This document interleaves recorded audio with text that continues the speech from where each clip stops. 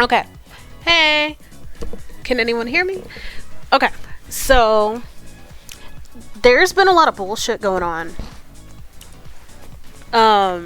Today, but also for just the past couple of days in general. But that's the VTuber medium in a nutshell.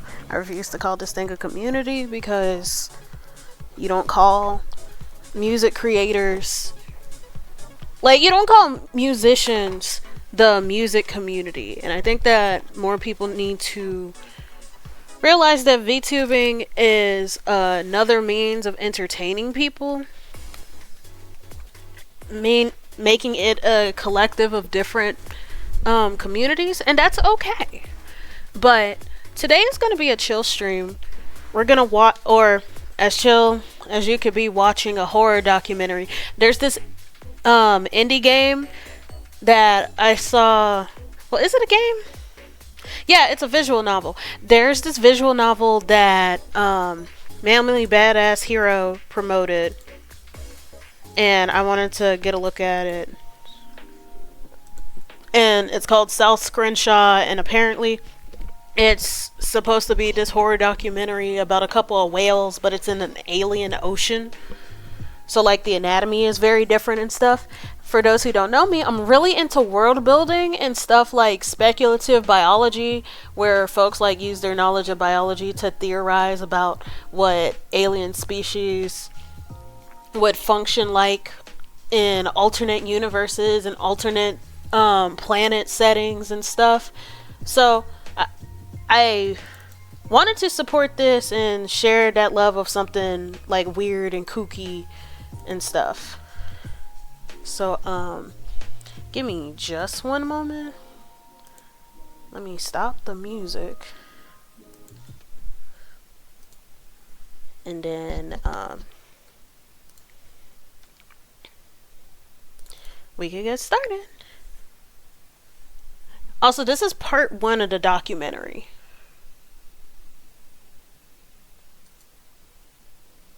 Wait, give me just a moment.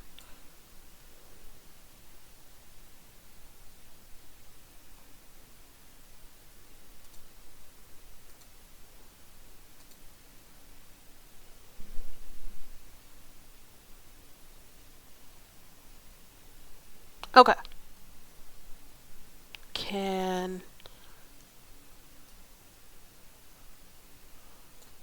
I hope that folks can hear the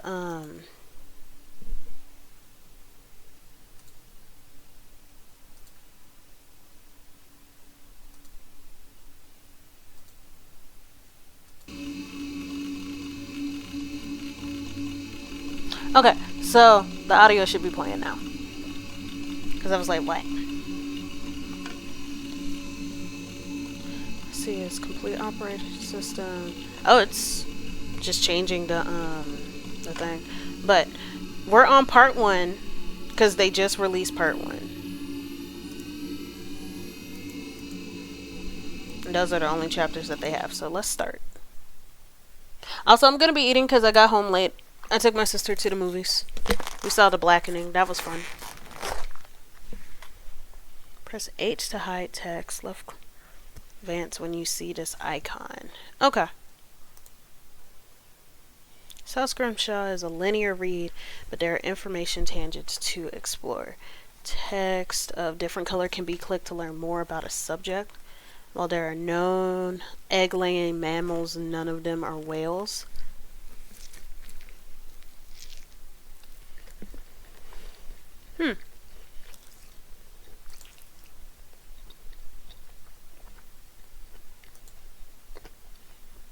This is a work of fiction.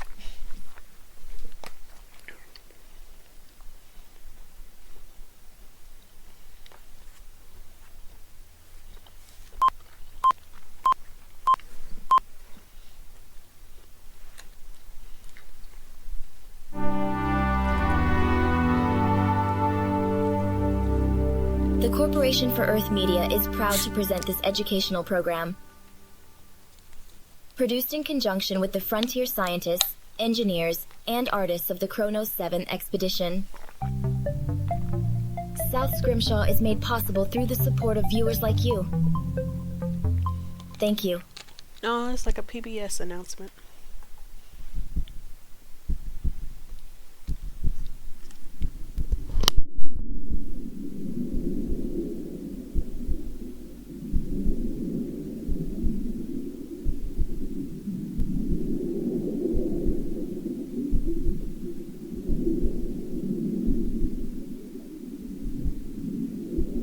Hot sunlight shines through the veined membrane of an aquatic egg. It was once carried in deeper, cooler waters of a more northern latitude. Now it bobs freely in a subtropical shallow.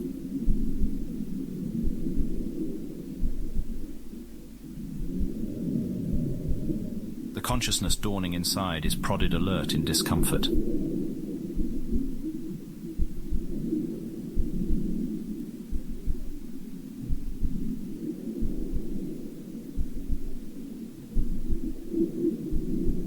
It is a male whale calf, stirring with a newfound awareness of body.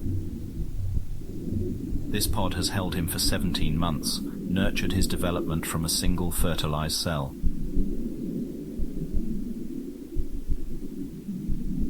Now it can no longer support his life.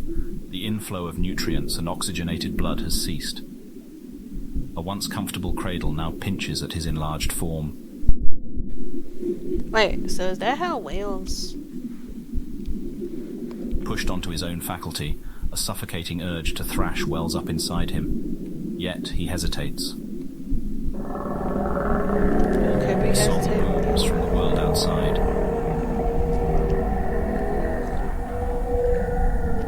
The powerful low frequency vibrates through his whole body.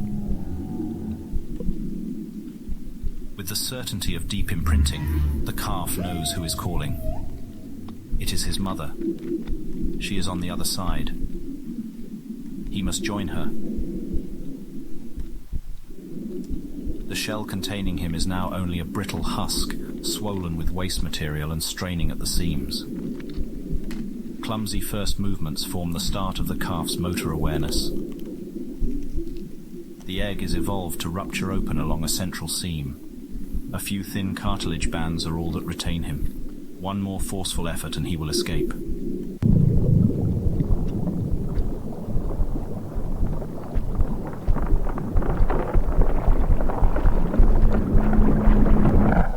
Oh my gosh, guys, the miracle of birth.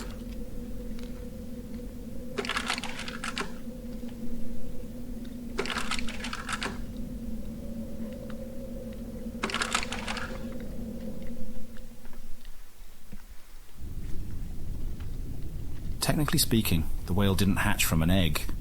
Egg is something of a misnomer. While there are known egg-laying mammals, none of them are whales. Can I click on this? There are 4 extant species of egg-laying mammal. They are the platypus, Perry! the echidna, Oh, I forgot they lay eggs. the snorb, I know of that. and the ribbon snore. That's interesting. Honestly, a fictional world isn't complete without something with a really long-ass neck. This whale species has a placental connection to the mother while developing.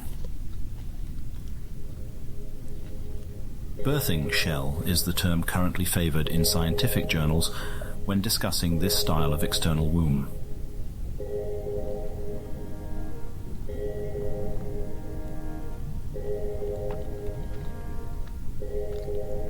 The Kinda outer looks like a cartilage wrinkly folds eyeball. backwards, shrinking the space inside and expelling the contents outwards, creating pressure against the inner membrane until it finally pops. Yeah, that's gross. The calf spills out into the open ocean. The world is a rush of sensory stimulation. The newborn is momentarily stunned limp. He comes to amid a dizzying flurry of life. Plants and protists tangle and snag his every movement. Small scavengers eagerly devour the cloud of waste.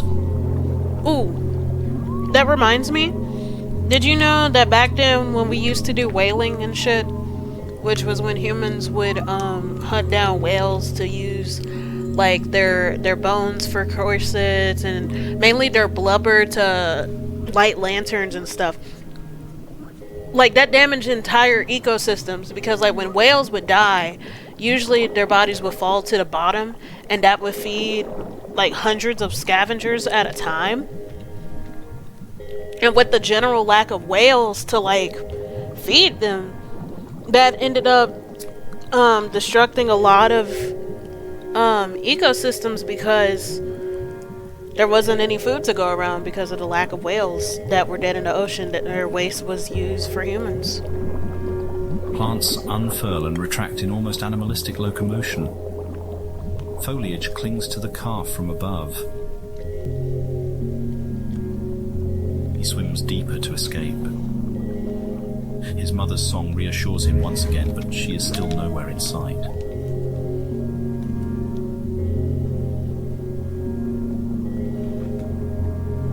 I really like this watercolor style. Sponges, wharf biters, crustaceans and corals dangle from the plants like ornaments.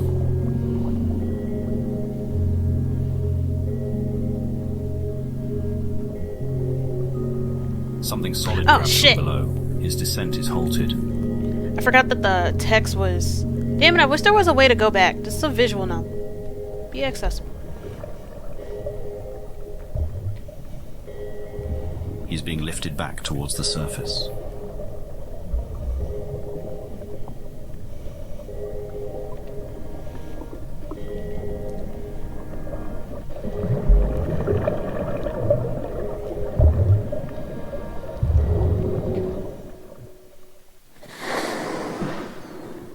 The calf breaches, filling his lungs with their first breath of air.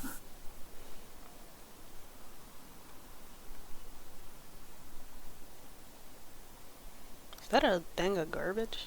This is the breeding ground of his species. At the year's peak, this wide expanse fills with whales. But today our calf finds the surface empty.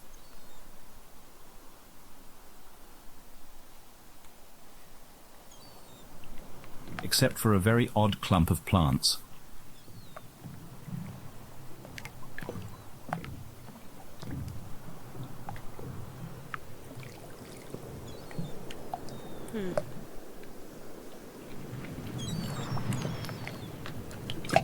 The calf does not know what to make of it.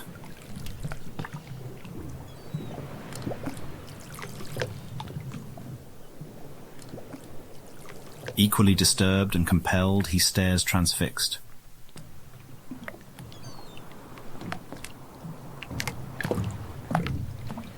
Plants continue to tickle his body just below the water. A resident waterbug examines him with equal skepticism. It's like, who the hell are you? Sudden movement atop the leafy mass catches his eye.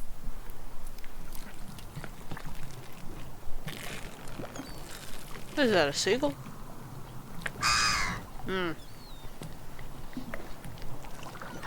Damn, I want coffee. It's all too frightening for the little one.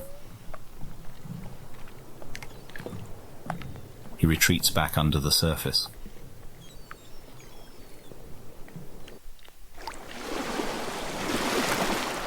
His overpowering instinct is to nurse, but he cannot.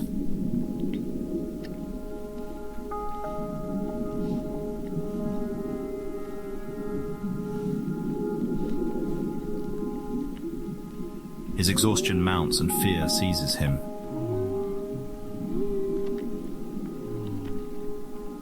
He is lost.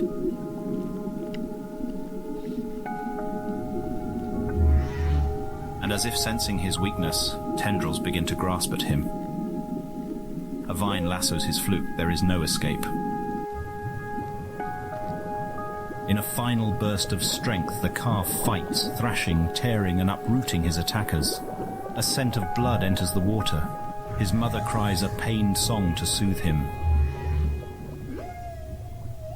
The calf is hit with the sudden realization. The strange plants are not taking him away from his mother.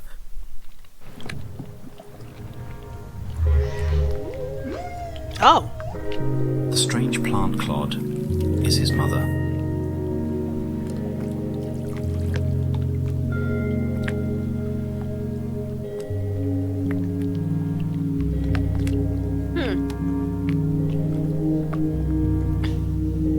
Wait, so she's sustaining an entire ecosystem. How? Brillo well.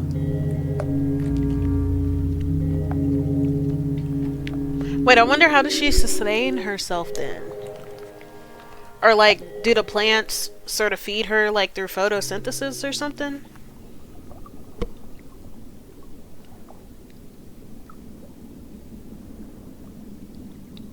What evidence remained of this year's Brillo breeding season has long since been swept away.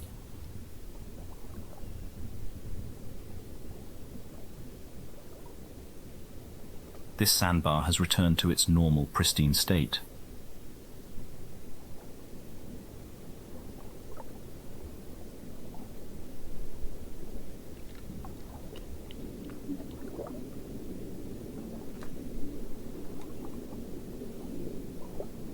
Save for one unusual pile of rocks. Let's see.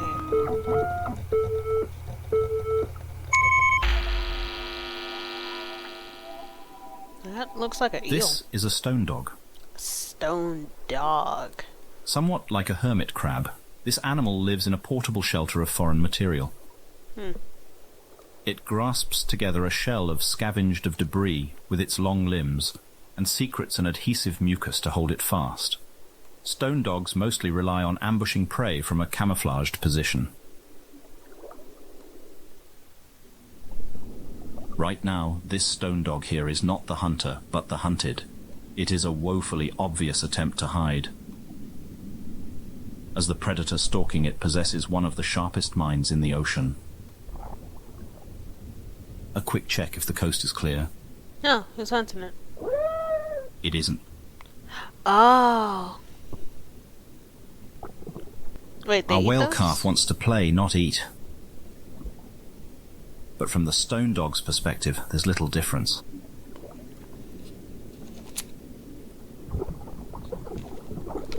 Ah, nah. Since hatching, our calf has been a healthy and energetic specimen. Despite his late birth, no complications are detectable. If anything, his cognitive ability is showing swift advancement. Huh, it's sort of like Amethyst. He is very fond of holding his fluke above the water surface. Scattered showers are currently moving through the area.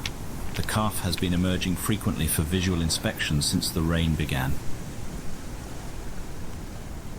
He seems very interested in the weather above. A long call reminds him not to stray too far. Yeah, he shouldn't get too far from his mom. Brillos have surprisingly keen vision above the water. The calf is quickly able to spot his mother. This is the farthest distance he has travelled from her. It is more than twice that of yesterday. Hope he doesn't get too much dip on his chip. Today was quite an adventure. Now, reminded of his mother, all this bravery seems to evaporate. Oh, hi, He Dolly! is suddenly anxious to be at her side. Welcome to chatting for the first time. Yeah, it is interesting. I saw Manly Badass Hero promoting it yesterday, and I'm really into world building and stuff. Plus, this is ocean theme. Part-time God. Oh, hey, part-time God. Thank you for the follow. But I'm really into world building and stuff. Thanks for the follow, Dolly. I'm really into world building, so I wanted to, like, get into this and share this with y'all. He will bring her any interesting objects discovered while exploring.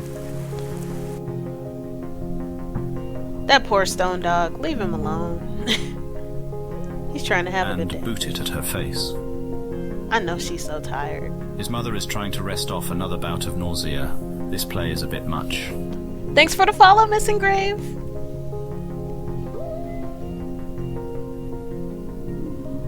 But these discomforts are trivial to the bond between mother and child. Yeah. It's amazing Our that neural interface even shows a measurable relief in her symptoms during these interactions.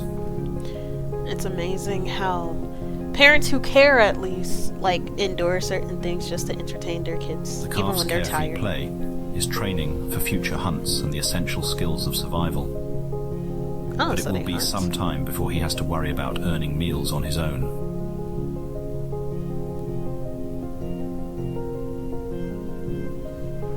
His mother's long, prehensile udders reach him through the thorny bramble. The milk he nurses on is thick as yogurt. Calves subsist on this fat-rich diet for 2 years, building up an insulating layer of blubber, and the bands of spongy tissue for other organisms to burrow into. Oh. Here we arrive at what truly makes a Brillo whale such a remarkable specimen for study. Symbiosis of unrivaled complexity and variety.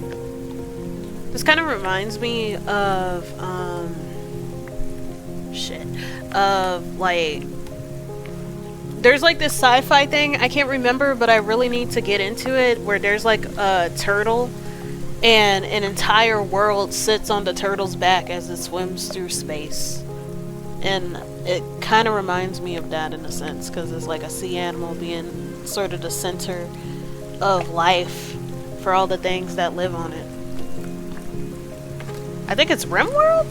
This female was initially selected for study due to her exquisitely beautiful exterior. The mammal is almost totally concealed within the undulating botanical mass. In cross-section, the distinction between whale and passenger is more visible.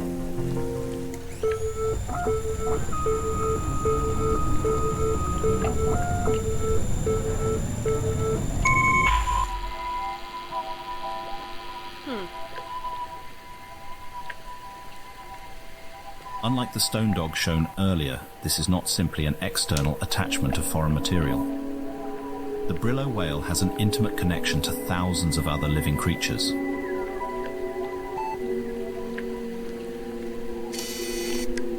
The whale chooses from among a variety of partner Yeah, this is supposed to species. be horror. I'm guessing because it's nature, and nature always has a dark moment. Plus, it was on Manly Badass Heroes channel, and he's a horror YouTuber. Like, he usually promotes indie horror games. So I know it's gonna get spooky at some point. And offers real estate within designated regions of its body. An inner membrane draws the line between the welcome cohabitation space and the whale's vitals. This unusual arrangement raises several questions, the first of which we will address. What is the benefit of living on a whale? To help us illustrate the principle, we will be assisted by a sea bunny, or sea bun, to use its more common nickname. Stop. The South Scrimshaw team has received very explicit direction from our producers, and we are to unequivocally clarify to viewers that the sea bun is not a real animal. Oh. The sea bun owes its creation to the original landing party of Kronos 5. Though the specifics are lost, the most convincing story is that it was something misheard over a shoddy radio connection. As those early years recede into contemporary legend, it is important to remember that the tales of hardship told by the first landing party are not exaggerated. The pioneers were indeed isolated for 11 solar cycles, and it was not until the conclusion of the hostilities on Earth that the current biannual delivery schedule could be planned. The uncharted planet was a land of mysterious fauna and unknown environmental hazards. It was a time where technology seemed to suffer inexplicable malfunctions, while repair efforts were always undermined by a constant lack of materials, tools, and manpower. The myth of the sea bun serves as caricature for the force of chaos, always at work when one's back is turned. Oh, so Sea it's a bunnies was symbolic. a sort of shorthand for, I don't know what's wrong, it could be anything, including a cryptid. Among our seniors who were present at the time, one likened the expression to "here be dragons" on medieval maps. Another drew a parallel with Murphy's Law. Somewhere along the line, either as intentional jokes or honest misunderstanding of colourful communiques, word of sea bunnies repeatedly escaped the planet in a way interpreted as fact by those off-world. We love it when the shit post becomes lore. Yeah! And how there's like jaws on the far left. Compounding this misinformation was a popular hazing ritual where new arrivals were assigned to catch a sea bun for research, usually being given a butterfly net and sent somewhere isolated and moderately dangerous. That's a little bit A too unique harsh. culture planetside encouraged the escalation of this practice, until a few near disasters brought a legislated end to the budding tradition. Yeah. I can understand that. Okay. I know you guys already understand the gravity of this situation, and I know there isn't malice behind these sorts of pranks, so we will skip the part where I scold you like children. But understand that I'm mostly planet side. The brass isn't. They aren't in a position to understand how some FNG got sent on a literal wild goose chase and swept away by the tide. We are all so lucky that fishing boat was there to pick him out of the drink. This case is getting closed without any disciplinary sanctions. It helps that the kid is being a sport about it. Regardless, I need everyone at your outpost to consider themselves on probation. I gave some personal assurances to secure this outcome, so my neck is on the line too. Send my regards to so-and-so. So-and-so was saying the other day how we haven't seen you two for a while. Let's get some horseshoes in before the weather cools. Regards, so-and-so, so-and-so. Regular infrastructure improvements have also blunted the disgruntled sarcasm towards occasional hardship.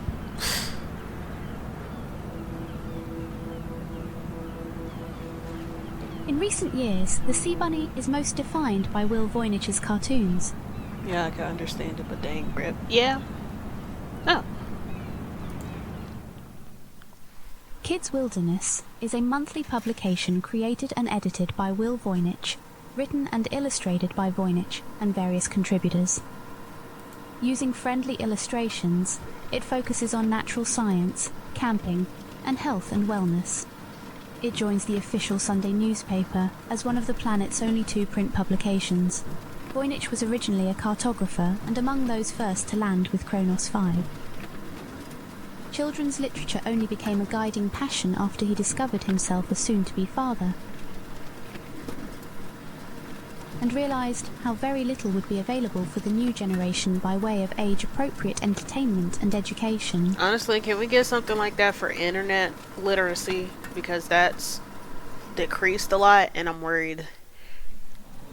Everybody and their mom got a tablet, but they don't know how to use it and be safe. Using optical scanners and image editing software designed for map making, Voynich painstakingly constructed his first works. 5 volumes containing every fable he could remember from his own childhood. While he faithfully retells many of these timeless classics, Voynich's recall is often hazy. Several of the stories are so misremembered, they are more original work than adaptations. When the fan fiction. Twitter needs help the yeah! Honestly, yeah, they need more, so many people are oversharing. But no, this is like when fan fiction becomes so divorced from canon that it might as well have been its own thing. For example, The Elephant and the Mouse retains nothing from the Aesop tale besides the titular animals. Voynich's version has the 2 discussing the different sorts of dreams they have while sleeping. Voynich's first intentional works of fiction would be penned for Kids Wilderness. The Adventures of Seabun and Monaco. Number 4, Seabun eats the telecommunication network. The accessible charm of Seabun and Monaco found an immediate and enthusiastic audience. Currently playing are musical arrangements from the puppet show adaptation, which has been touring schoolhouses. The songs were composed and performed by Nico Kuprin. The formula of each adventure largely follows the same beats. Seabun, an ocean sprite with impish curiosity and an endless appetite for inedible material, happens upon some unknown piece of infrastructure and decides to devour it. Meanwhile, Monaco, a nervous eel sidekick who always follows Seabun, watches on in comically exaggerated terror while imagining the most nightmarish possible outcomes. These predictions of doom never come to pass. But Seabun's actions do cause significant damage, forcing construction crews to deploy for repairs. Seabun, now realising his error, uses his supernatural strength to help workers in various ways and atones for his destructive acts. Everything is then rebuilt stronger than before. The story formula seeks to inform young readers about vital infrastructure, where it is found, what happens if it breaks, and the sort of specialised work that maintenance requires. Seabun about to be an overarching villain. Honestly, yeah, with the amount of damage he causes. But I feel like he's more like, shit. I want to say neutral. Because, like, even though he learns from his actions and does better, it's just like, damn. You would have thought that he learned by now not to eat random shit that you find. Like, that's concrete, man. It also seeks to make the harsh edges of a frontier life less frightening and unknown to young readers. Each story ends with the sleepy Seabun returning to his burrow with a souvenir. Chaotic neutral, where he slumbers peacefully. That is, until he gets hungry again. Until he gets hungry again. I got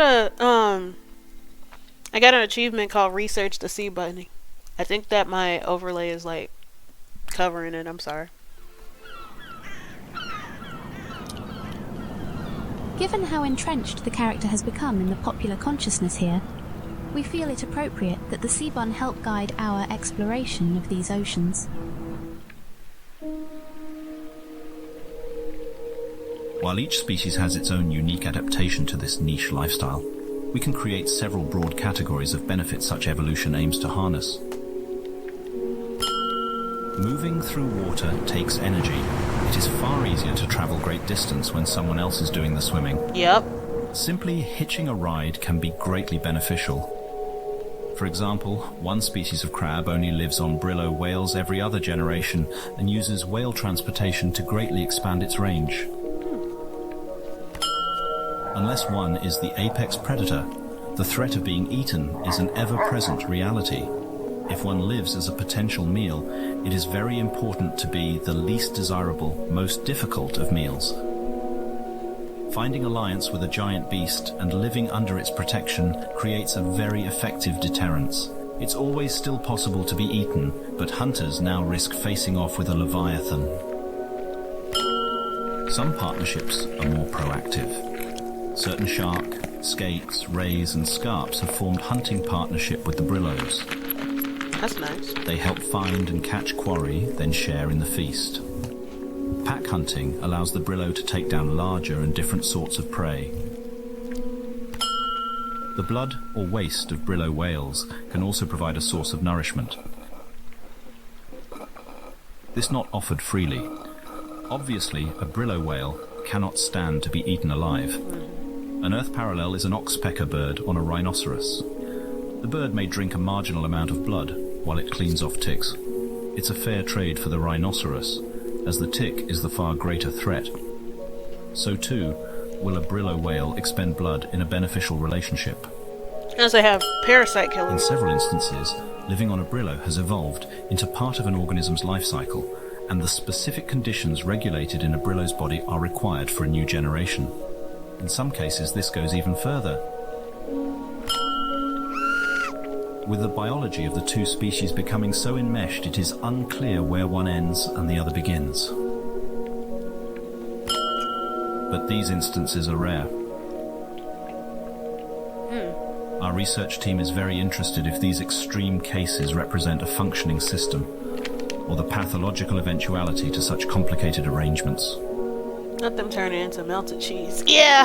I wonder if that's foreshadowing for something.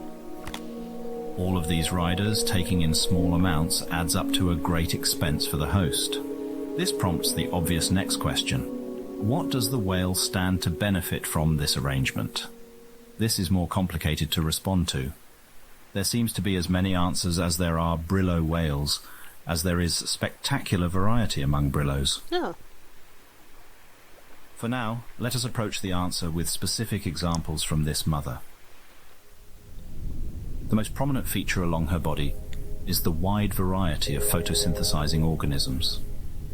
The whale is, of course, not an autotroph producing her own energy from sunlight, Oh, she but is. the specialized sea flora pays rent by sharing some of their sugars into her blood. When light is low, roots ferment, and alcohol is also created as a byproduct. Certain plants near her head also act as fishing lures, drawing food to her maw. While she may occasionally swim deeper, a partially plant-subsidized life has locked her within the photic zone, the upper aquatic layer where enough sunlight can sustain the leaves.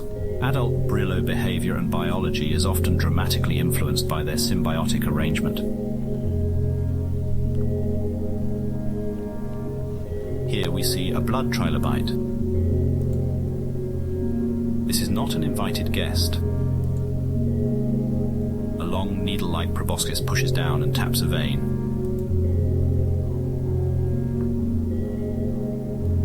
Drinking in great volume and offering nothing in return, it is a true parasite. This is a job for the vellum worm. Vellum worms fill their stomachs by grooming Brillos of unwanted visitors. It is currently hypothesized that vellum worms distinguish the welcome from the attackers through smell and taste. Parasites have all been found to have elevated amounts of a bile-like Brillo waste inside them. This mother Brillo also has to worry about creatures browsing her lovely plants. Herbivorous fish attempt frequent raids on the leafy goods. This one is alone and quite oblivious. The vellum worm packs a powerful punch for larger animals. A neurotoxin-filled barb is shot into the fish's heart. Oh. It can only manage a faint muscle spasm before the venom completes its work. The Brillo whale's strategy is That's called crazy. a symbiotic garden. It is an intentionally cultivated arrangement and a precarious balance of mutual reliance. When successfully maintained, the host becomes a morass of life. It is usually defended from attack. It can sometimes acquire energy in novel ways, and occasionally it is able to invade new niche ecosystems. The universal downside experienced by all Brillos is that more complexity creates more points for failure. An adult Brillo's life is dominated by the struggle to groom a semblance of order into increasingly overgrown flanks. To a simple calf, these adult problems have yet to enter his mind. Today he has found his mother's leaves serve as fun streamers to play with. Oh, that's so She cute. finally scolds him. She is too unwell to tolerate any more roughhousing. He doesn't quite understand, but he has other diversions.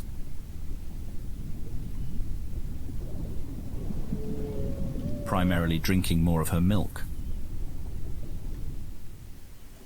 Given the complexity of Brillo anatomy, even small health problems can swiftly spiral out of control.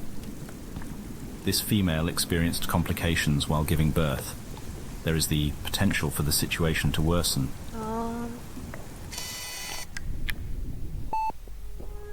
A thorned branch has become ingrown, puncturing through both the layer of protective outer muscle and the cuticle barrier. Ah, hell. This had begun prior to calving, but her contractions to extend the womb also caused the plant shard to stab deeper. The spikes are now in contact with her intestines. Fortunately, there is no puncture yet. The site is inflamed and white blood cells flood the area. The immune system unmistakably identifies this as an injury. We can witness her stiff reluctance to move and read a jolt in brain activity when she's jostled. It must be greatly painful. The greatest danger right now is a tear of the intestines, which would certainly be fatal. There is reason to hope. Our scans also reveal that she has recovered from a similar injury in the past. Perhaps Brillos regularly endure such ghastly wounds. Oh, so maybe there's a self-regulating system. Perhaps it was the safety of the Brillo herd which afforded her enough time to convalesce. Certainly her odds of survival will be boosted greatly if she is able to make the long swim back. For now, she is still well enough to care for her newborn, though doing so must be exhausting.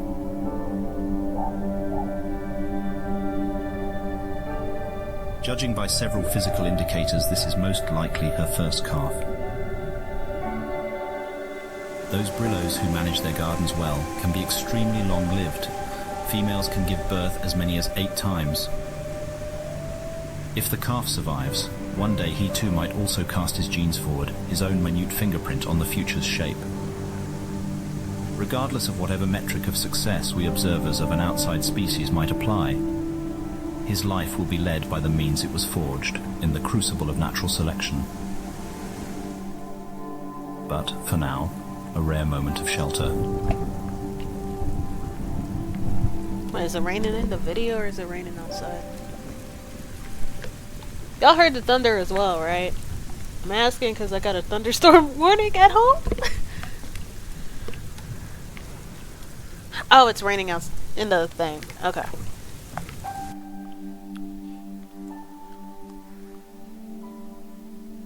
Okay, this is chapter 3. I gotta pee, so I'll be back. Y'all just wait and listen to cute music while I go.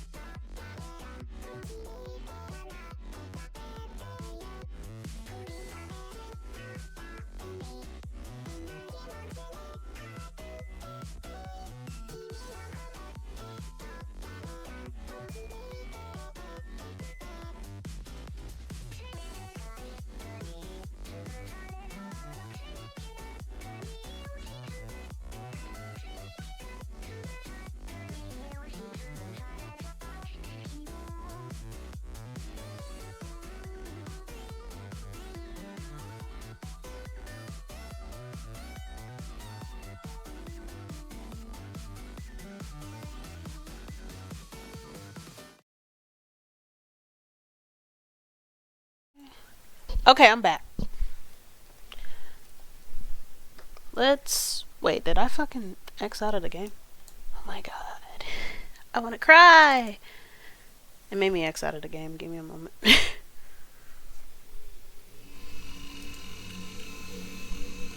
Did I not save it?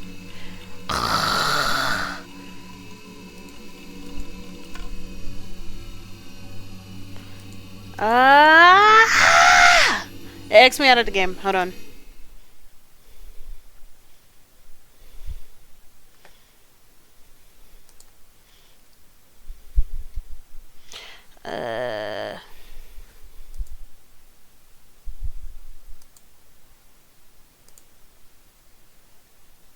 That's the about. That's the main menu.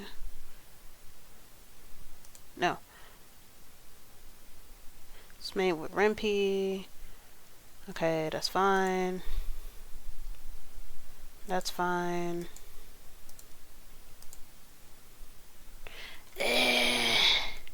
Let's see how fast I could.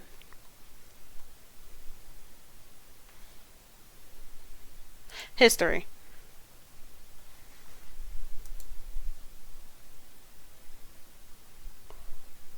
So that's how I'm supposed to save. Okay, let's see how far I can. Yes, I want to go to the main menu.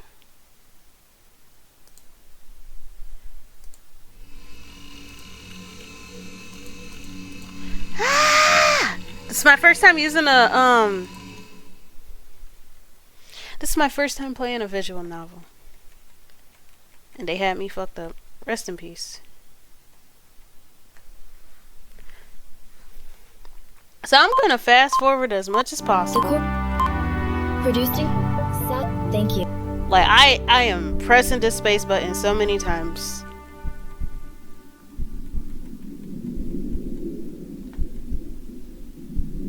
Come on, Skip. I believe in you. Hot sunlight shines. It was once now it bobs. The consciousness. Essentially, now it a once comfortable. For those who are coming in late and just now finding out what this is about, this is an alien planet documentary. We're watching a whale give birth. The shell containing clumsy. Or we're watching a whale come out of the birthing chamber. I cannot skip these animations. You're gonna see the whale birth.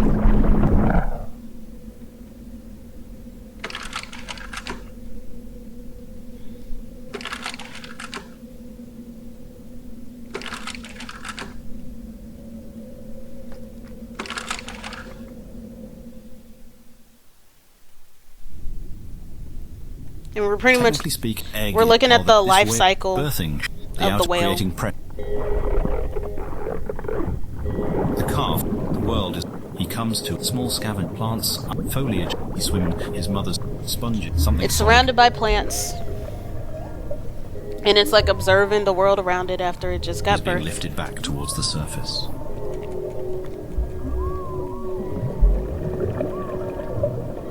Hurry up!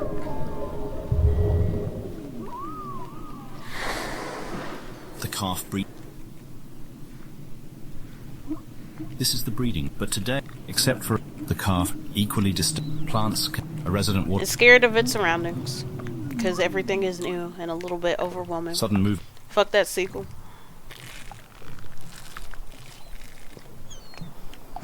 I wanted crawfish. It should have shared. It's all too. He retreats. His overpowered. His exhausted. He is locked, and as if a vine last. He can't find his mom. The calf is hit. The strange plants. But he finds out that the giant mass of plants is actually its mom. The strange plant clod is his mother. It's an alien species of a whale that has symbiotic relationships with a bunch of other creatures by growing plants on it. Let me save this.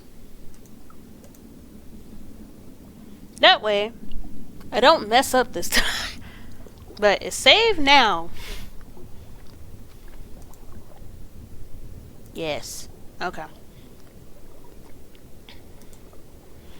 What evidence? This sandbar. Save. So every time we get to a new chapter, I'll save. This is this thing called like a sea dog or something.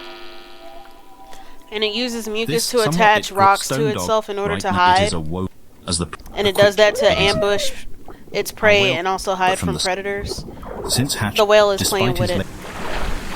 Please help that whale. He is very They're having a fond hard of holding time. his fluke above the Well, water not the whale, surface. but the sea dog thing.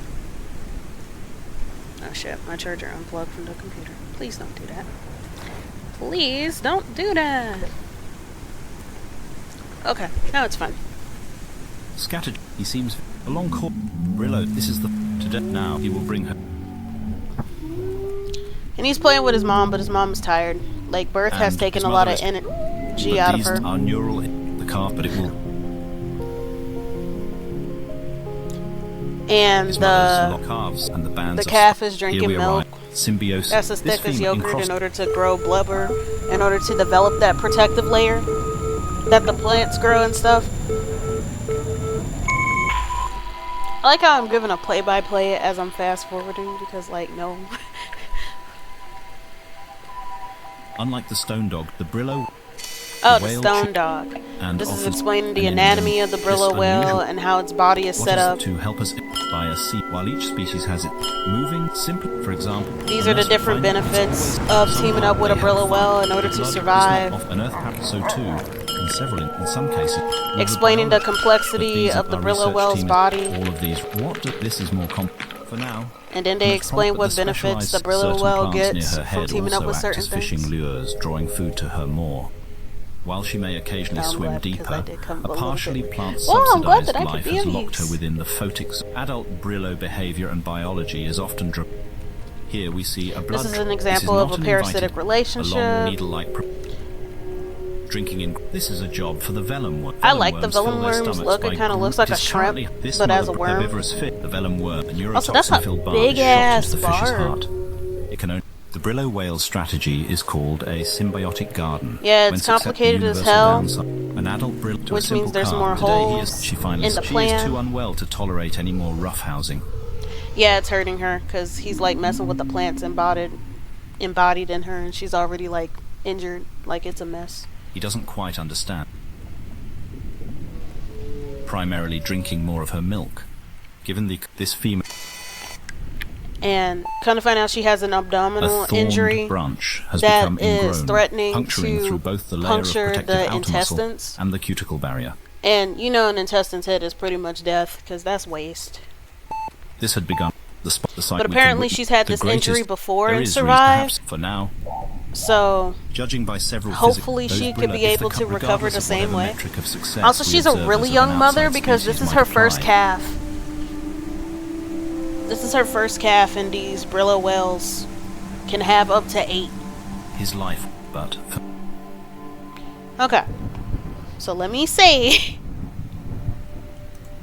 Yes, I want to overwrite the save. Now we're okay.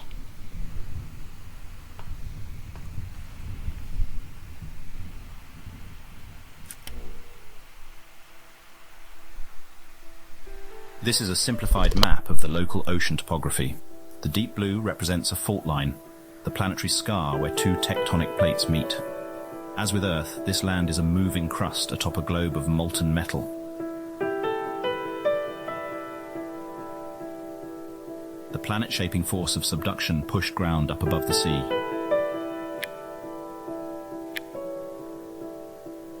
Creating what is now named the Chartreuse Archipelago. The island chain runs for about 870 kilometers, drawing a ragged line away from the continent.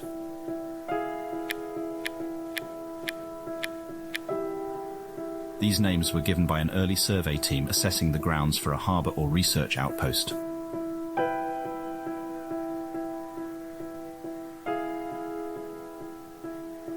The body of water created between the Scrimshaw Islands is known as the Thalo Bay.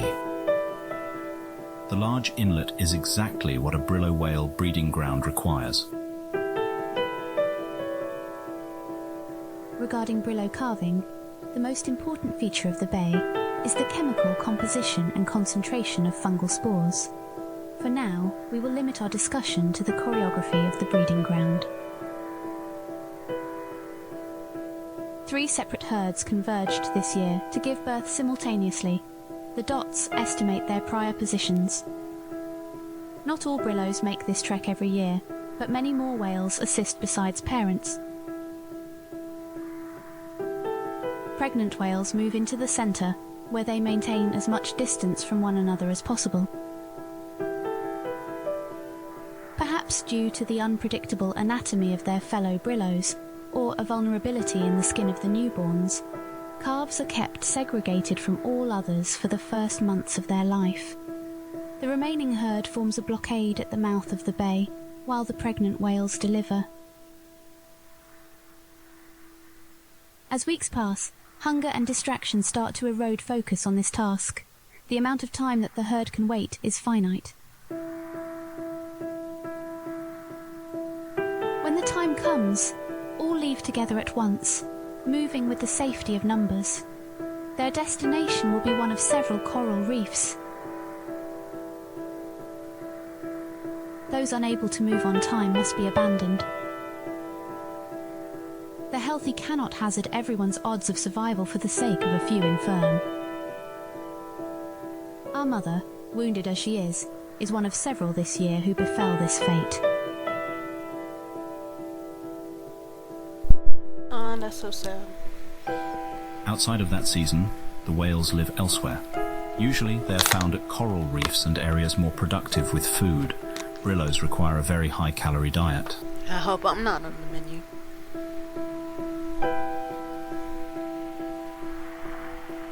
We now find our whales here, at the border to the Great Vathi's Ocean. It is a bright day in early autumn. An unseasonable cold front chills the air.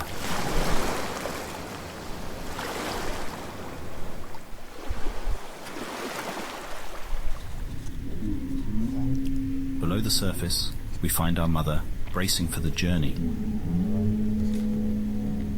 Judging by her mobility, her health has much improved. The delay is likely not related to her recovering wounds. The distance between the Tharlo Bay and the southern reef is inhabited by many large predators. Many brillo calves are taken in these waters. Her loud songs are searching for another brillo's response. She has been making these calls since before dawn. She does not want to make this journey alone.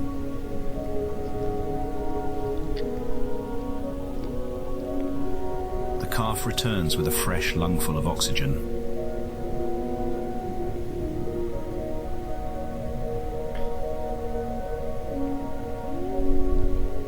And quickly retreats back to the bramble under his mother.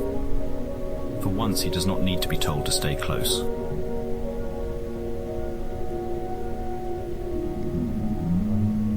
Undoubtedly, he can also read the change in his mother's behavior. And the unfamiliar place ahead is deeper and colder. Faintly at first, a new sound reaches them. His mother startles. They both listen. It's another whale. Nice.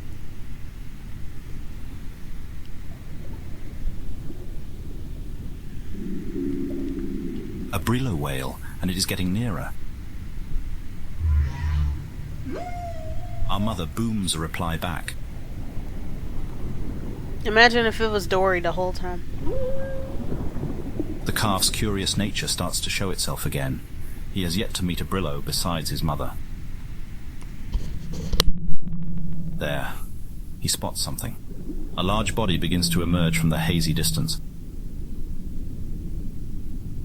It continues to approach, but the calf still can't quite understand what he's looking at. The calf's curiosity morphs into discomfort the closer it gets. Discomfort turns into outright alarm.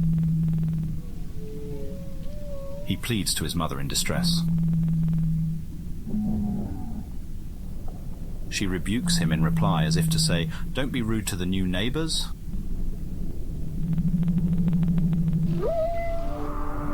One cannot blame him for his confusion. This Brillo whale's appearance was shaped to be deceptive. Oh, okay, I can see. I was just like, how the hell it look like that? It's on this part, like near my hat. You can see its eye. Yay, my hat doesn't cover it. That's so cool. Is that a fucking carcass though? Like, It is a beautiful and ghastly example of mimicry. The way the jaws gently undulate is startlingly believable. The grim exterior is the work of an important symbiotic partner.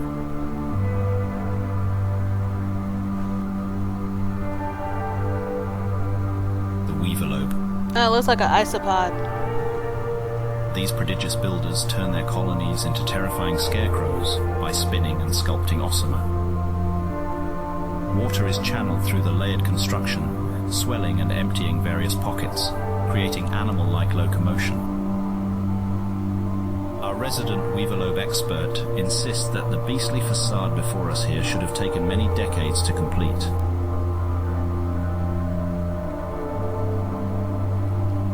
It also seems unlikely that it was built from scratch on the whale's back. Perhaps if weaverlobes are able to relocate such structures, an established colony was simply carried on to the Brillo's back.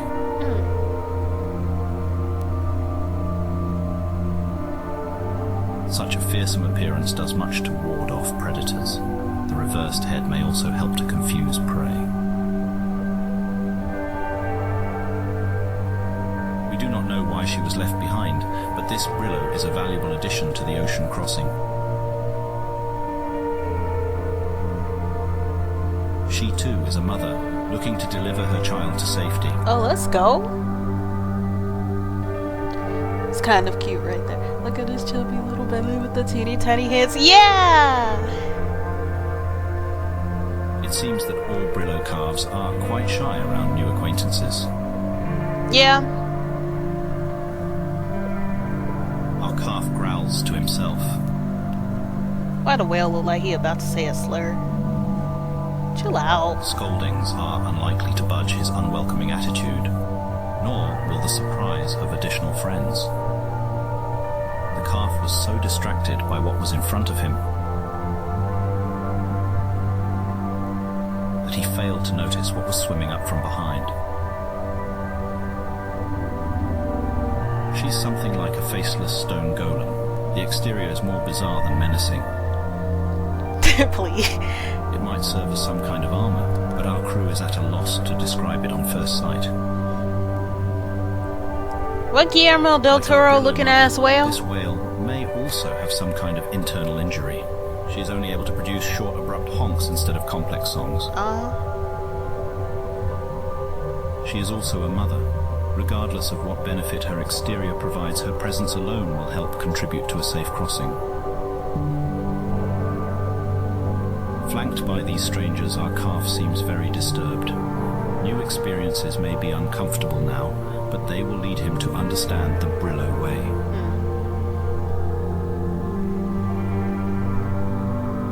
His mother jolts him forward with a shove of her branches. It is unlikely that more companions will show up, and there is no time left to delay. All following her lead, the 6 whales head out into the ocean to find their lost herd.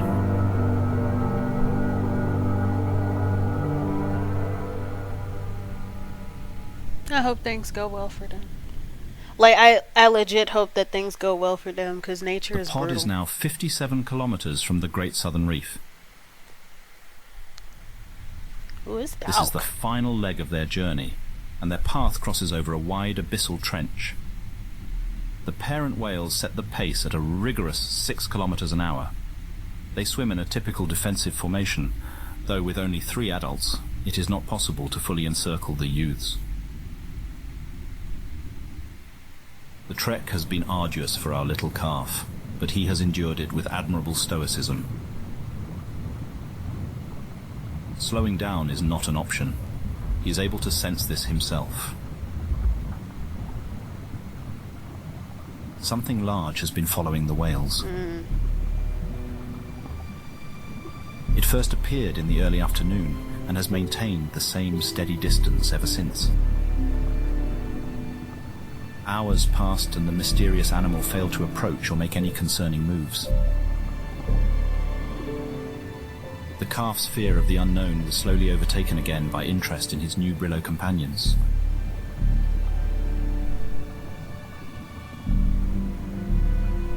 The stony-skinned mother whale and her calf now swim to his left flank.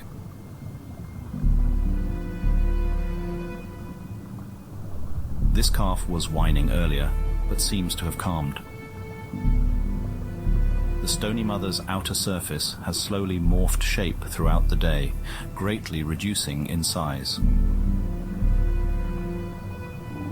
It is as if the exterior nodules are deflating. What mechanism triggers this change or how they shrink, we do not know. Overall, she is slightly more streamlined in form than earlier. Perhaps she can intentionally contract her shell for extra mobility.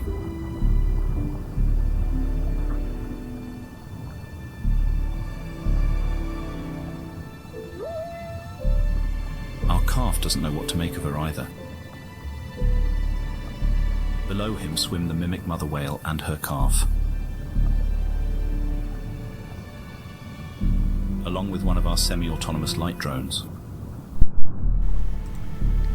I wonder how does that work? Since the autonomous side of this semi-autonomous drone has chosen to enter frame and spoil the shot, this seems an appropriate moment to talk about some of the machines used in South Scrimshaw's production.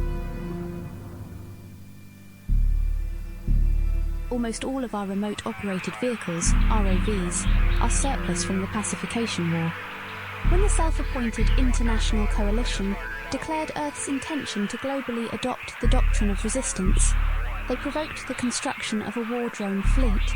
An army of multi-purpose and single-purpose robots was fabricated in less than 5 days. Due to the brevity of the conflict, limited mostly between Earth factions, and the eventual unconditional capitulation offered, almost none of these war machines saw deployment. Today, all can agree that avoiding a protracted land invasion or an apocalyptic scenario such as kinetic bombardment was a necessity. Today, these robots represent progress and optimism instead of death and coercion. Their strike platforms decommissioned and AI reprogrammed, they are now tools of education and discovery. This declassified schematic illustrates just one of the wonderful drones at our disposal.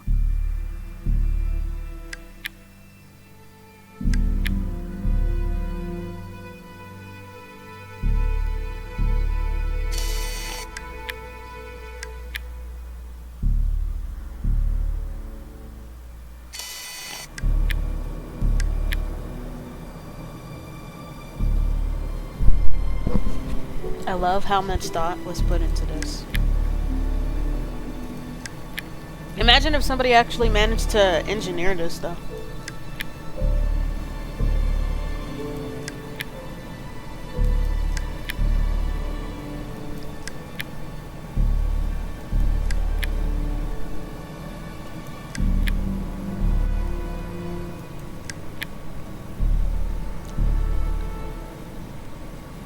If it's been decommissioned, why can't they make a new model without it at all?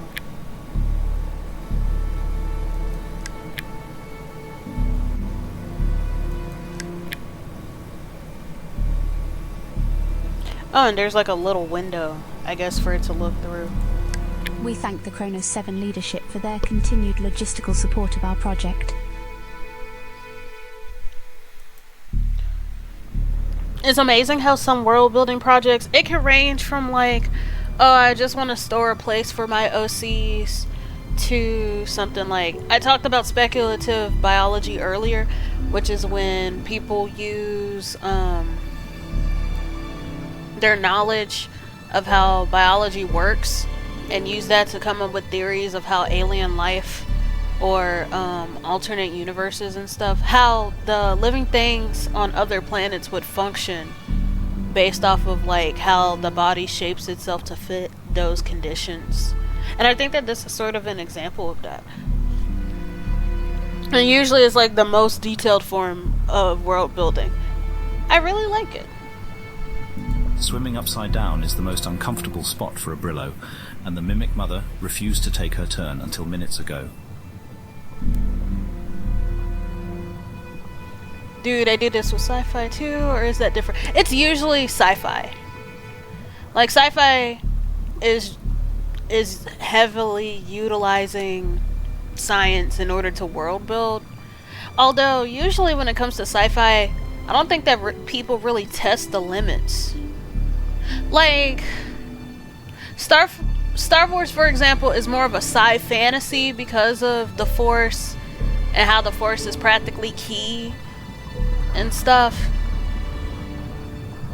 I never thought about that. So sci-fi is using technology to, like, surpass the limitations, and then fantasy is using magic to surpass the limitations. Even though world building either way can, it kind of works the same way, because you have, like, hard magic, which is like, what if magic could be practiced like a science, because there's like a definite input and output for how it works, versus soft magic, where it's like magic is more so used as a theme, like as a means to get the message out, than it really is a mechanic. And there can definitely be crossover with the two. That's interesting all around.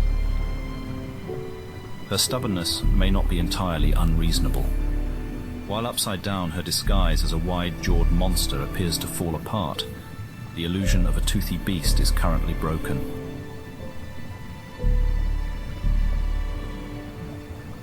Our calf gets a reassuring hum from his mother. This always seems to quell his unease. He is safe within her nest of thorns. He must focus on swimming. But it's hard to ignore that ominous thing in the distance. Ominous This thing. is a penumbra shark. It is the fastest marine animal on the planet. Oh, so it's waiting for the formation to switch up. For the penumbra, 6 kilometers an hour is a leisurely pace. It could comfortably stalk the whales days on end. Ah, hell. An apex hunter, patient with experience, it will preserve all possible energy for an opportune strike. Very much like a sailfish, penumbra sharks have a large dorsal fin along their back. This is kept retracted until the moment of attack. With several flicks of the tail, it vanishes from sight. Panic overtakes the whales, and the defensive formation immediately breaks apart. Damn it. Our calf looks down. The mimic mother has abandoned her post. Oh my god. Nothing stands between our calf and the open abyss below. Well, The fight or flight reaction is as intense as it is instantaneous. A full threat alarm floods from the hypothalamus, shooting through every nerve and chemical pathway. Adrenaline pumps into the blood. The perception of time dilates. Details of the world suddenly stand out with vivid intensity. Even in this low light, 2 rows of white teeth are searingly clear. The calf finds his own fins now move in slow motion too. Seawater suddenly feels solid, suspending him in place. god damn it, he had the freeze response. Trapped in harm's way, he can only watch the events unfold, until a tremble runs through the thorns surrounding him. The mother's branches are held under tension, and can be released with the force of a catapult. She flexes. Cords snap. And in an instant the calf is swaddled in protective barbs and makeshift spears. The shark senses the change, and shifts the attack direction to the stone mother's calf, Ah, damn. who is exposed and helpless.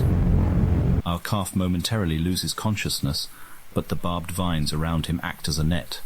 His mother whisks him away with her. As our calf comes to again, he finds an awful scent filling the water. He looks back to see what happened to his travel companion. Oh, shit. The sight horrifies. Yeah. It is the reality of predation from the perspective of the prey. Because of his mother, our calf is the survivor, and not the cautionary example for others to learn from. Stay with me. Mayonaka no the wild Tataki. I'm sorry.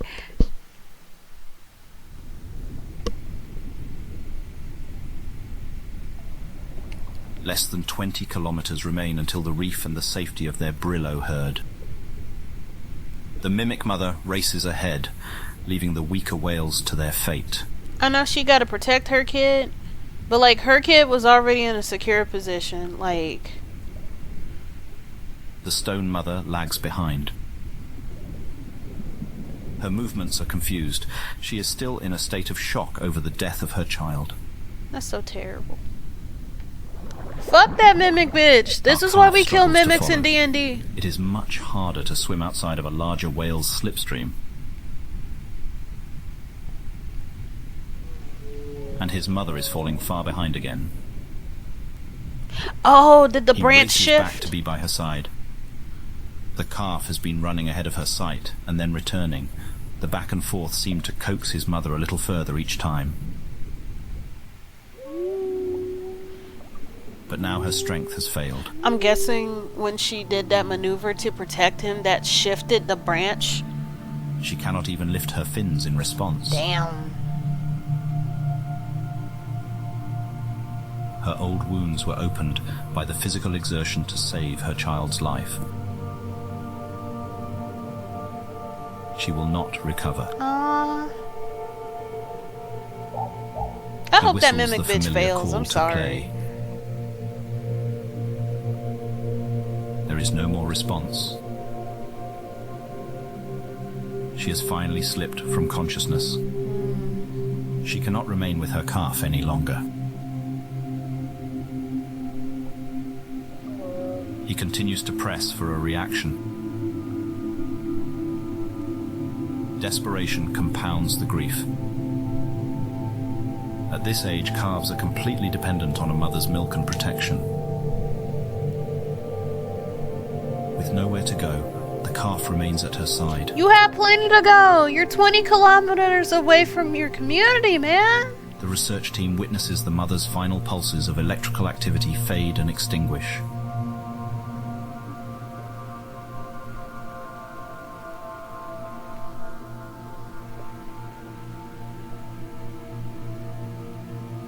There is a long pause. Two researchers start a heated discussion on the ethics of intervention. But before any consensus is reached, the argument is interrupted by a low rumble over the hydrophone. The stone mother never left the area. She watches our calf from a distance. Oh, is she gonna adopt him?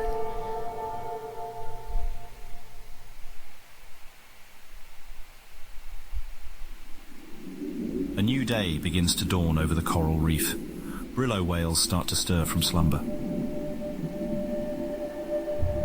Together, the stone mother and our calf have arrived safely. That's good. Though physically and emotionally depleted, neither has found any sleep. The calf gorges on milk, famished from the previous day's ordeal.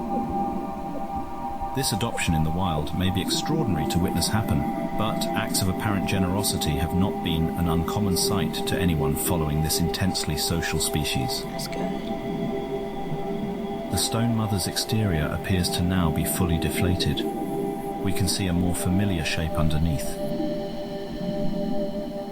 It's the outline of a young female whale, quite small in size for an adult specimen.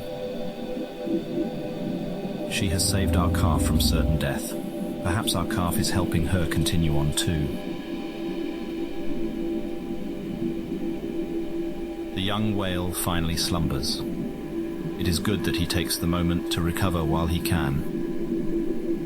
He will need the rest. In the morning, he will awaken to an overwhelming new world.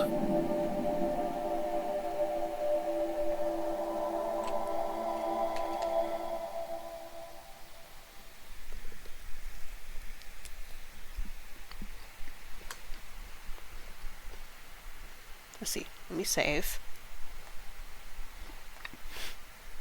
I'm learning, guys.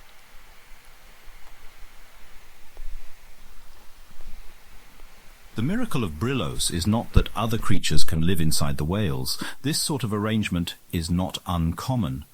You, the viewing audience, have countless residents inside your own body. An adult human is composed of approximately 30 trillion cells. That's what they mean. An estimated additional 39 trillion microbial cells, bacteria, viruses and fungi live on and in the average person's body. Medical science has long understood the importance of the microorganisms within us and the role they play in good health. That's why whenever you get sick and take antibiotics, it's good to eat yogurt because there's like good bacteria within the yogurt that can help your body rebuild and clean out your system. Interplanetary travel has elevated this research to the forefront of medicine. Alien atmospheres are a soup of microorganisms that Earth-raised animals have never encountered before. To the globe-hopping human, the radical change of biome is first felt in the gut. Known as planetary dysbiosis, arrival sickness, or simply the drags, all off-world-born humans experience an immobilizing nausea soon after entering the new atmosphere. Even with the year-long acclimation program one undergoes in low orbit, the drags cannot be eliminated. Arrival procedure for all travellers includes a period of convalescence at Mercy Star Hospital. Dysbiosis symptoms last anywhere from 14 days to 6 weeks. The worst documented cases persisted for over a year and required intensive care. Pictured, limnologist and ranger first class Maria Ukichiro. Her 25-day recovery is documented as routine. In a message to Kronos Earth Branch cadets, RFC Ukichiro warns, "The initial headaches are too intense to get up and go to the bathroom. In the beginning, you'll mostly suffer on a bedpan. When food isn't coming up or out, you're forcing down a prescribed diet heavy in probiotics." I do mean forcing. The doctors require you to eat certain amounts every day, no matter how nauseated it makes you. Don't think that the kind nurses will let you skip meals either. Your spoon or their tube. Only thing you get to decide. The cuisine here is dominated by fermented and preserved foods. You can blame the past shortage of home refrigeration, state of the grid, whatever. Point is, when you inevitably smell yogurt or sauerkraut later, you'll feel violently ill and want to die. Every off-worlder goes through that. You'll get over it. See you soon, rookies.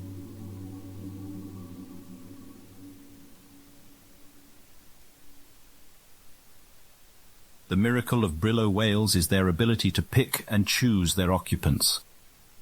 Our whale will now begin this process of selection. Providing a backdrop for the next chapter is another amazing marine animal whose colourful anatomy can construct whole ecosystems.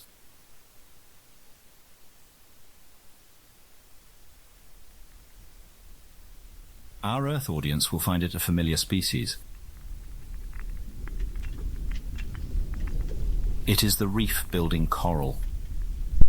Hey, coral!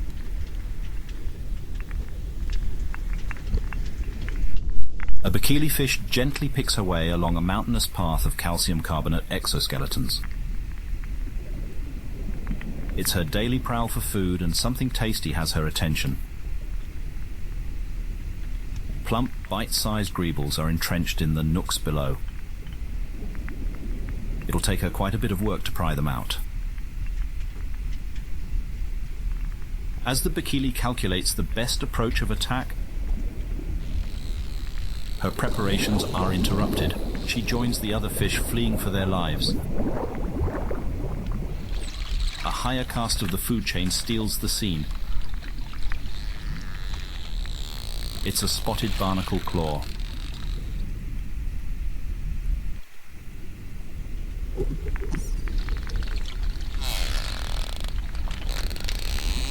One powerful yank extracts the entire colony hiding below. Oh, those things. They look like, you know how there are what's the word? Microscopic zoom-ins of dust mites. That's what those things look like. The host Brillo whale groans with dissatisfaction. This isn't a meal fit for a leviathan. They will continue browsing for something more substantial. Our whale watches the drama unfold from a safe distance, somewhat perplexed. In the 6 years since we last rejoined him, the Great Reef has not run short of new surprises.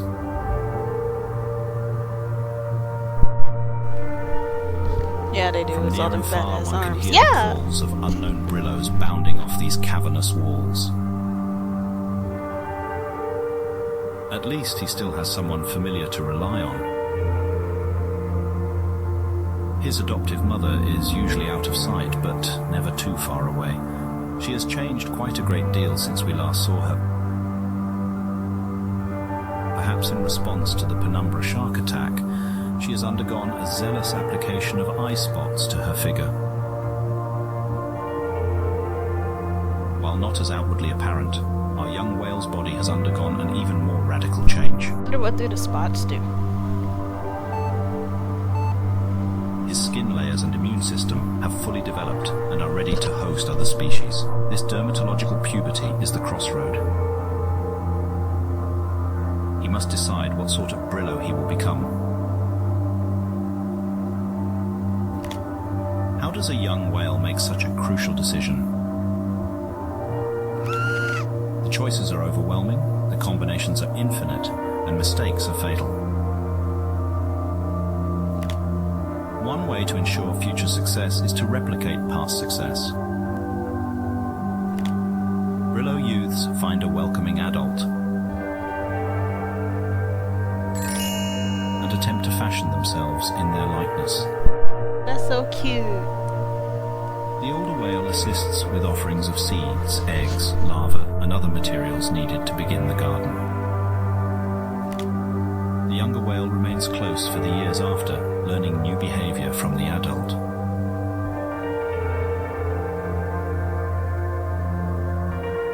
Not every option available to a young whale is desirable. This old-timer is welcoming, but our whale is visibly uncomfortable. It isn't hard to imagine why, but on the other hand, another young Brillo might happily accept this body plan. What shapes such individual preference? Realistically, there are far too many influences to chart, but from our limited data, there is one factor that stands out. We estimate that half of Brillos choose to replicate their own mothers. Our whale displays this preference towards his biological mother.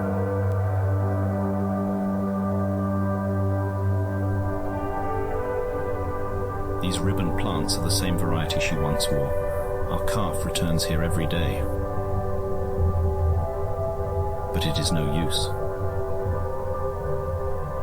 This Brillo whale is deceased. Nothing but a cleaned skeleton remains beneath the foliage. Foliage took over entirely. Almost nothing. Our optics technician noticed a strange blip while alternating camera modes. Zooming in and switching to infrared, show an ordinary thermal image. As expected, the plants are close to the ambient ocean temperature, but after several seconds, the intermittent blinking resumes. This is an older model IR strobe, typically worn attached to the helmet or vest for identification in emergency situations. Upon retrieving the device and referencing the serial number, we can confirm this deceased whale was the first Brillo ever encountered by humans. The story dates back to the early days of Outpost Zeta's construction. A fishing boat captain ignored an ominous weather forecast and went to sea collecting crab traps. Conditions deteriorated faster than his optimistic assumptions. The boat was smashed by a wave while returning to harbour. In the aftermath, 2 deckhands were found missing. Lodestar 1, a heavy aerial command ship able to withstand the violent winds, took off from Vajrapani Airport to begin the search. Scanning the roiling road below, aided by GPS tracker and IR beacons, the two shipmates were located. They were together and clinging for their lives to some unidentified debris. The airplane circled in the turbulent sky above, tracking the men until a rescue helicopter could arrive. After further storm-related delays, RRH 307 Kingfisher launched, flying low to keep beneath the still formidable clouds.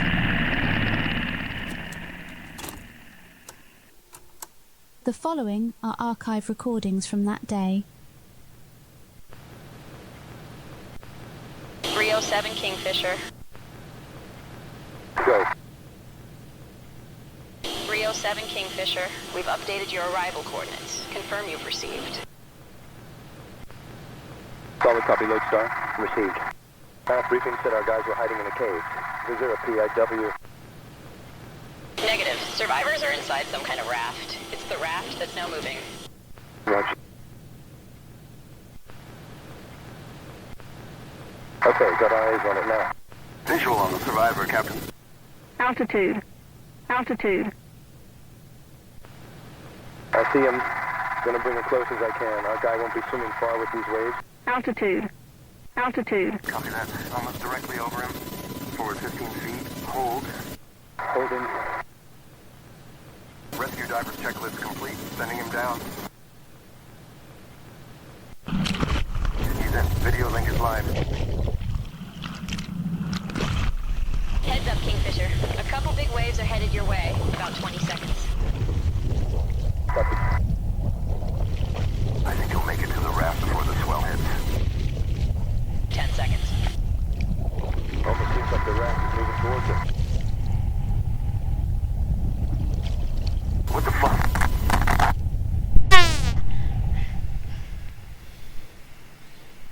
Kingfisher? They know what he said. What's your status, Kingfisher? Respond. Yeah, everyone's all alive for now. If it was gonna eat him, it would have done it already, right? Let's get them in the chopper before we find out.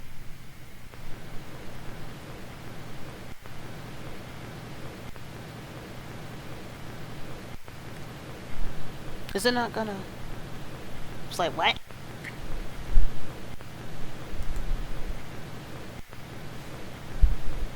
That's weird. Let me save so it doesn't get weird.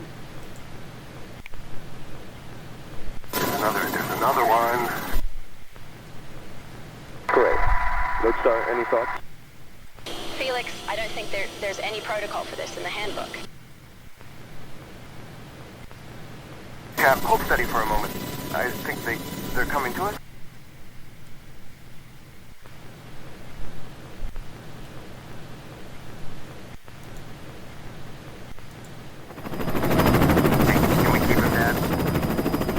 Hey, can we keep him dead? Oh my gosh. If you want to see Monster, then you'll have to feed and walk it yourself. Oh, shucks. You think I'm not old enough to care for a pet? Diver's headed back down. Second rescue in progress. 307 Kingfisher. Lodestar is peeling off. Good work down there. Much obliged, Lodestar. We'll include you in the highlight reel. Thanks. Hey, and CC that footage to the bio-nerds too. I bet they flip. The bio-nerds, here referring to scientists of Station Zeta Laboratories, soon received copies of this material. They did indeed flip. Yeah.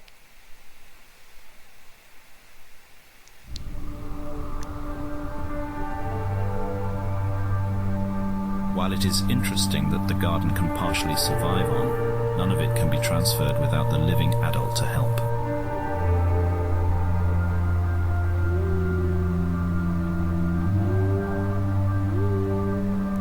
Our whale must find comfort in the familiar scent and touch. However, time spent on what he cannot have is time wasted. Waiting too long to start a garden could bring other health complications. he will have to move on. Our whale goes on a search for another plant-based Brillo. For reasons unknown, such Brillos are conspicuously absent this season. It seems as if anything resembling his mother has migrated elsewhere. One single exception is discovered. And he is a spectacular example of aquatic foliage. The shaggy coat is as full and beautiful as the late mother's. But not all Brillos are welcoming. Day after day, he tries to draw the adult into play, and day after day receives the cold shoulder. The adult flatly refuses to acknowledge his existence. That's bullshit. This male has tunnel vision on the single purpose of mating. Babysitting is not on the agenda. If you show yourself to be good at dealing with babies, then maybe you could get some bitches. Like... We watch an attempt to woo a female fail pitifully. This dude is so focused on mating that he can't even be nice to a kid. Women see that. She is clearly put off by his little sidekick, Oh, she's put off by the kid. tugging roughly on his leaves. Days of pent-up agitation are suddenly unloaded. Our whale is chased off at the point of a skewer. Is everybody It so may damn feel like a mean? painful sacrifice, but a plant body is not an option. There's a dizzying amount of other choices remaining, and one of them will have to do. Another morning dawns. I cry. Dude just wanted to feel closer to his mom. The nocturnal animals have returned to slumber, and the frantic energy of diurnal animals resumes. For our researchers, every day following the whale is a journey into an uncharted wilderness. Only a small fraction of the species here have been recorded.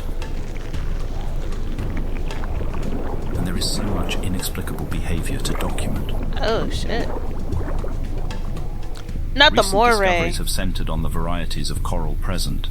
The reef itself is now understood to be a multi-layered structure. Not the moray. The Great Southern Reef is a fringing reef. The inhabitants can be categorized into 3 zones based on depth.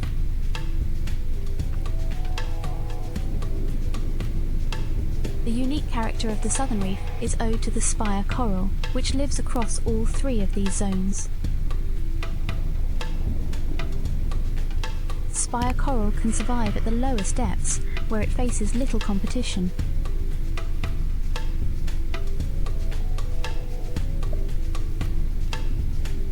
Once fixed to solid ground, spire coral stack atop one another, upwards towards the sunlight that will fuel more productive respiration. Shallow water corals soon find these raised platform and perch themselves upon it. Oh, Christmas tree. This is not a cooperative relationship. The spire coral is eventually smothered and dies.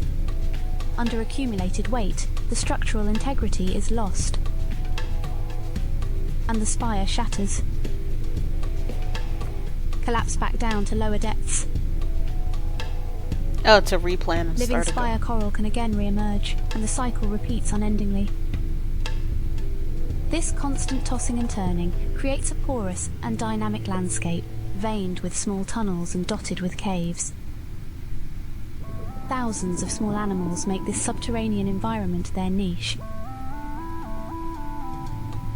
For example, saltwater tadpoles spend their early life stages hidden underground, until they can emerge above as a fearsome predator.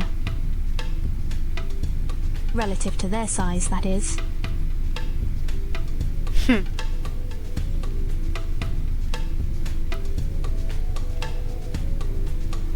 Progress and knowledge march forward through tireless work, but we often share in our young whale's bewilderment. Who is this?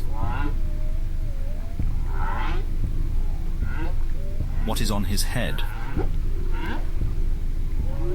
What is going on? We do not know.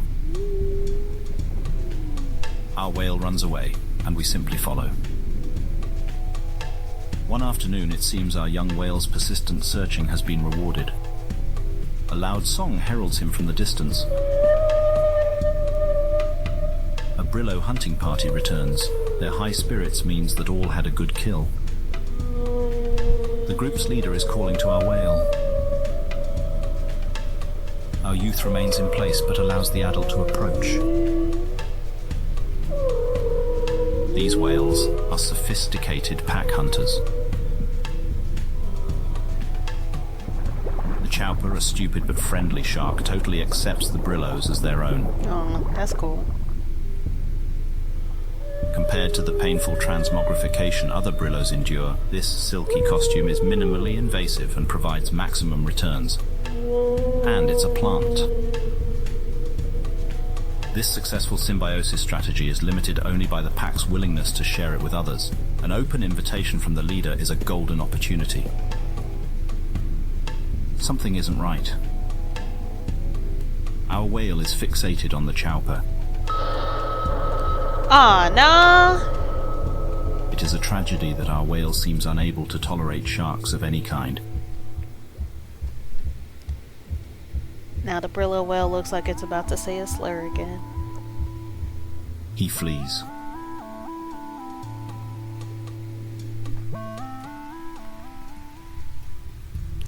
Over the weeks, we observe our subject whale becoming increasingly distressed.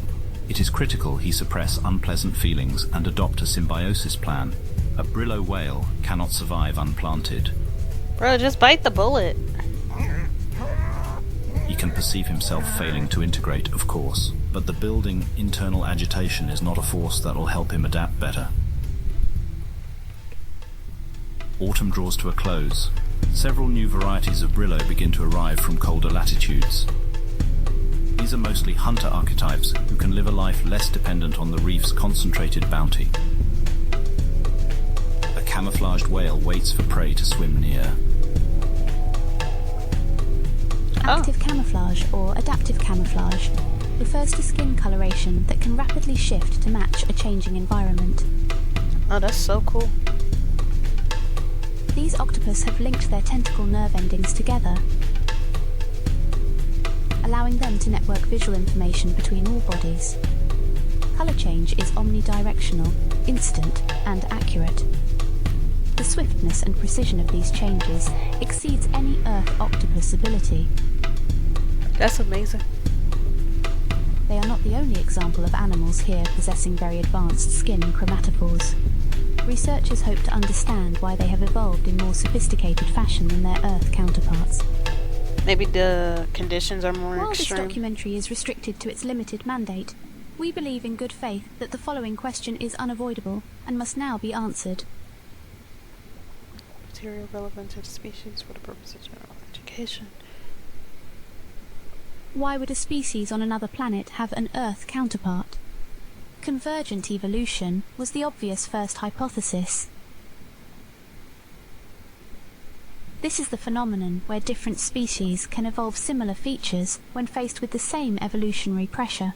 This is what I meant For example, about we can the... find similarities in the wings of unrelated flying vertebrates. Similar problems craft similar solutions. Yeah, that's usually the method used when it comes to creating new creatures of like alternate realities and stuff. While this obviously still holds true, it is not the answer to our question. This lizard looks like an Earth chameleon. This whale looks like an Earth whale, because they share a recent common ancestor with Earth animals. The true answer is directed panspermia. It is the mark of an educated mind to be able to entertain a thought without accepting it, so Aristotle advised us. In that high-minded spirit, we can look back at Francis Crick as one of biology's fearless thinkers. He is best known for his work with James Watson, uncovering the structure of DNA more than a century ago. This earned them and Maurice Wilkins the Nobel Prize in Physiology or Medicine in 1962. He was also uncomfortably acknowledged by 20th century colleagues as a proponent of directed panspermia, that a deliberate extraterrestrial origin to life on Earth should be taken into serious consideration. While Crick's hypothesis fails to match our current best understanding, his unorthodox thinking landed him closer to the truth than any of his contemporaries could have believed. Francis, do you think we were lucky to have solved it? Or was it real brainwork? Well, I guess we were certainly lucky, and of course you give the impression in your book, Jim, we didn't really do too much thinking, but we were lucky, I think, for two reasons. We were thinking about the problem at the right time, and then the two of us, by collaborating, when one of us got on the wrong track, the other one could get us out of it. But if I thought there were three chains at one stage, you were sure there were two. They probably should have had subtitles here in case somebody wanted to listen to it. Actually, is that an option? I would be the devil's advocate and say put them on the outside. And I think this is very important in solving structures of this kind. It would have been nice to have... The difficulty is that you've got to give several logical steps, one after the other. It would have been nice to have subtitles for the transcript. I'm not listening to all of that, though.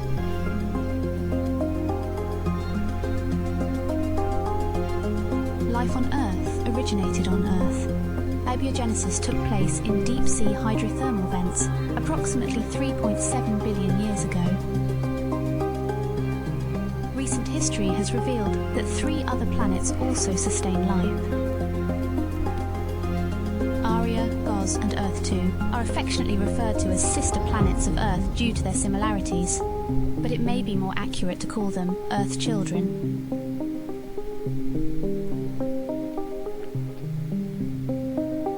They were barren until intentionally planted from Earth's highly evolved genetic stock. Isolated across light years of space, the forces of evolution then wrought divergent results. Along a different but always familiar timeline, all 3 bloomed into wonderful new cradles of complex life. This brief summary does not do justice to the incomprehensibly convoluted and ongoing work of planetary curation. But suffice to say, even the professionals struggle to grasp a simplified understanding. I hope that one of those planets don't have mosquitoes on it. Because why the hell would you bring that there?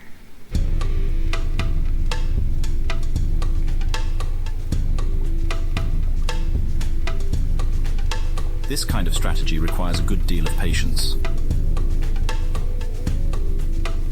Our whale, sensing the hunter, swims wide. The camo whale politely hails him. Other Brillo whales aren't the target of his trap. Our whale replies with mistrust and leaves.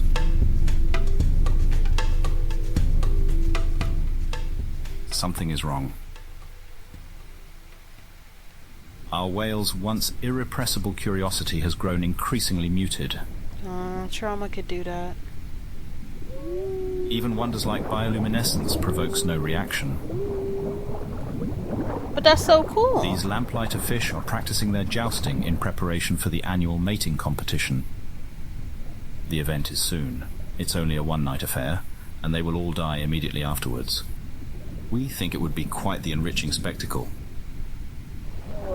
But the fish seem to be of no interest. Our research objectives all involve how a planted Brillo changes gene expression throughout its life. An unplanted whale is no use to us. There is a fear that our biometric implants have been invested on a losing whale. When a gene pool is too small, there is no way for a population to discard deleterious mutations. Without sexual recombination, offspring will have at least as much mutation as their parents.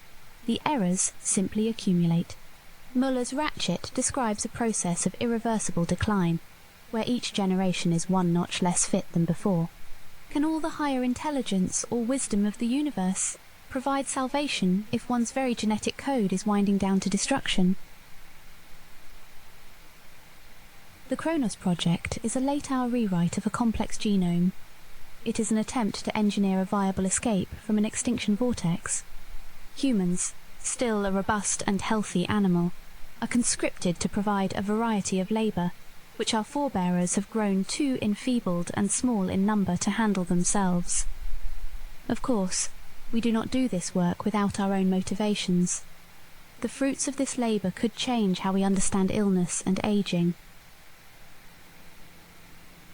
But that final objective, to fundamentally decouple our fate from natural machinations and assert the reins of technology, is still widely contested.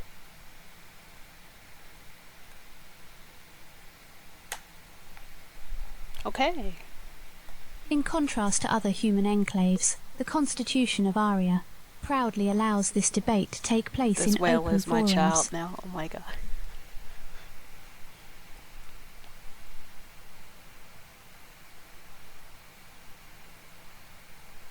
But before we can discuss contingency plans, our Brillo finally begins to break bad habits. That's great. This unknown youth has snagged a lamplighter and presents it now to our whale. Perhaps he was enthused to share his catch and our whale happened to be closest. Brillo interactions can be opaque, but these two have clearly hit it off. For once, our whale does not withdraw. He is proactively engaging instead of passively responding. It's a much welcome scene, but it begs the question, what changed? What external factors could have contributed to a more outgoing posture? Maybe because that whale is, what's the word, closer in age. That helps. Did our cameras miss a life-changing event? Does this stranger seem less threatening than all the others? That also helps. It is true that our whale, having been born outside the herd, has consistently lacked peer contact his own age. Young Brillos cannot transmit garden organisms between each other, so the interaction here probably feels less fraught than it might with an adult, who could permanently dose him with life-altering symbiosis. We hypothesize that juvenile Brillo association is a necessary prior step to adult interaction. Regardless of how correct this assertion is, it successfully buys our study additional time. The two whales spend the rest of the day playing and are still chasing fish together when we leave them. That's awesome. Night falls, Oh, hell. but our whale is not asleep. GPS coordinates show he is swimming somewhere. As his aberrant behavior is still under scrutiny, the team moves to investigate. A spotlight is aimed overboard. We discover more than just our whale. He is traveling with a pod of other youths. They all sing with curiosity at the sudden lights shining from above. We cut the power to avoid further disturbance. It's soon clear where the Brillos are headed. The first glimmers of action appear in the near distance. The night of the lamplighter fish has begun. Oh yeah, the jousting competition. The ocean starts to flash brilliantly as males battle for the attention of females. The weak are pierced open, spilling bioluminescence into the water. They shine with complete indifference to predators attacking. Known as predator satiation, there are simply too many to all be eaten.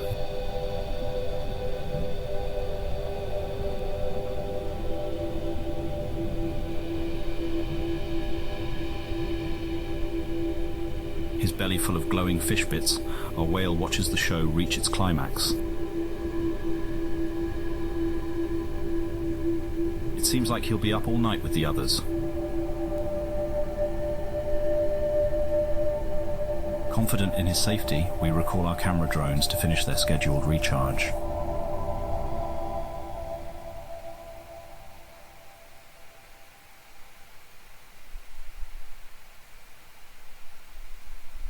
By blocking wave activity, the barrier reef creates a wide lagoon behind it. The placid water stretches for several kilometers before being overtaken by a mangrove forest. Parts are so shallow that they become exposed to air at low tide. At high tide, other areas are deep enough for a troublesome young whale to get lost in.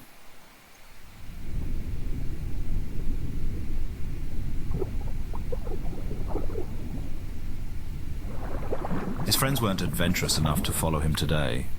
Please be safe. And for good reason, as our whale realizes once the water level starts to drop again. Oh god. There's no time to play with the locals. The outgoing seawater feeds to several deep channels. Whisked through the trenches, our whale rides the rip current to safety, with no control over where it's taking him. After a lengthy ride,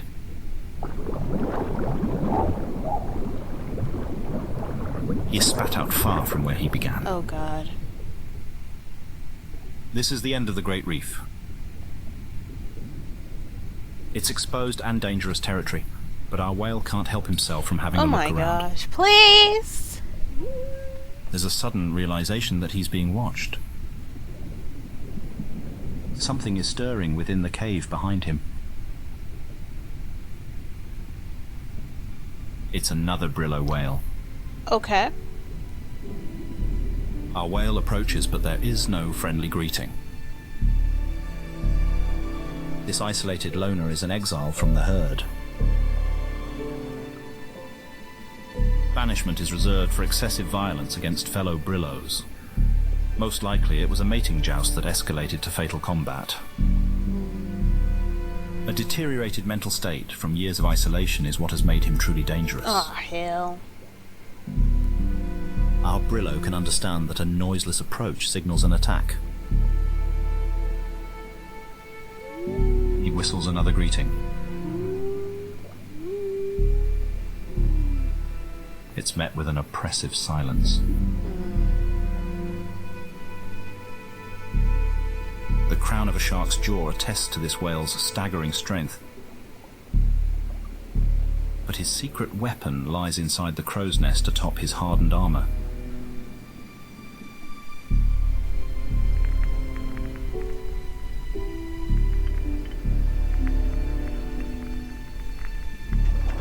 The Vorpix octopus wakes when it senses a kill is imminent.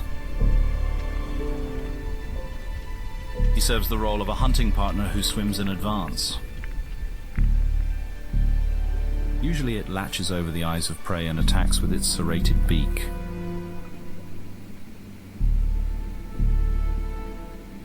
But when prey is so pitifully weak, he prefers to spectate. Damn. Our whale is far from being scared. He's experiencing a whole other emotion. He knows.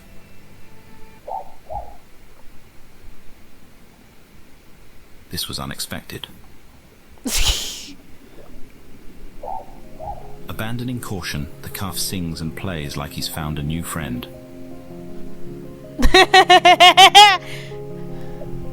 He goes in for a nuzzle and the harsh exterior cracks. How long has it been since the old-timer experienced any warmth of companionship? Maybe having a little apprentice killer won't be so bad.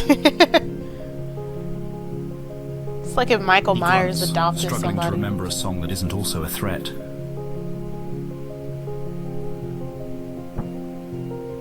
This isn't the scene of bloodshed that the octopus wanted. Even the octopus doesn't want to be bothered. It seems he's witnessed this cycle once before, as he knows what must be done. This animal is negligibly senescent, meaning it expresses no evidence of biological aging. It's one of the only long-lived cephalopods that has not been culled. Our researchers suspect this octopus to be at least 4 centuries old, and cephalopods who survive so long possess a devious intelligence. Holy shit.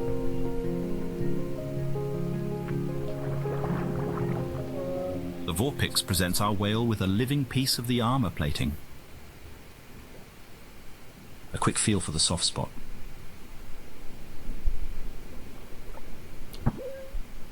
Oh. And the deed is done. When the young whale wakes up, the implant will already have sprouted roots to hold firmly fixed in his skin. Okay. Okay. With this major milestone now documented, the mobile lab departs and will not rejoin the whale again until his adulthood. Implants will continue to transmit information about his physical development for a 20-year remote observation period. This also ends the documentary team's access to the whale, and concludes the first phase of our project. For us, raw data is far less compelling than first-hand observation of his body being reconstructed. 20 years is a long time for impatient humans to wait. When we do meet our whale again, it is hard to guess now what we might find. All the changes he experiences over 2 decades will be witnessed in a single moment. It should be nothing short of a complete metamorphosis.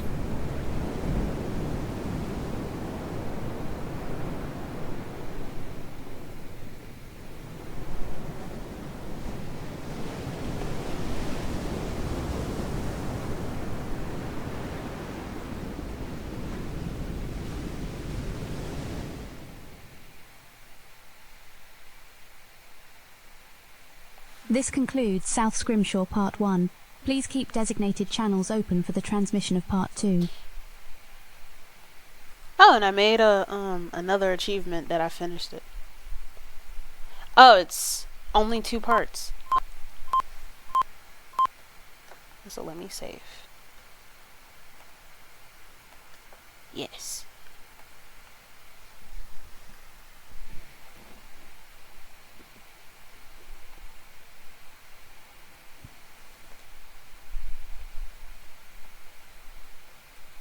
Oh, so these are all of the credits of the assets they use. That's nice that they sent, honestly, I should consider using that for comic dubs or something. Special thanks to the National Oceanic and Atmospheric Administration for their public domain recordings. Developed voice narration and speech synthesized using tools by 11 Labs.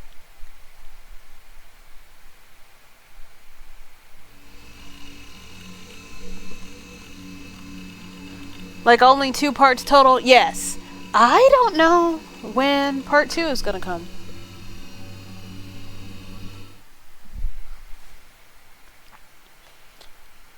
But this was definitely a really good thing to watch, and it was free on stream. So that was nice. Actually, let me look on Steam. I said stream.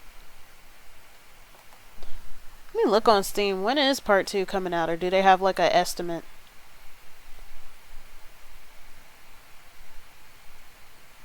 Let's see, part 2 timeline. Give me just a moment. Or hold on. Part 1 release. Let me get on browser and I'll find it.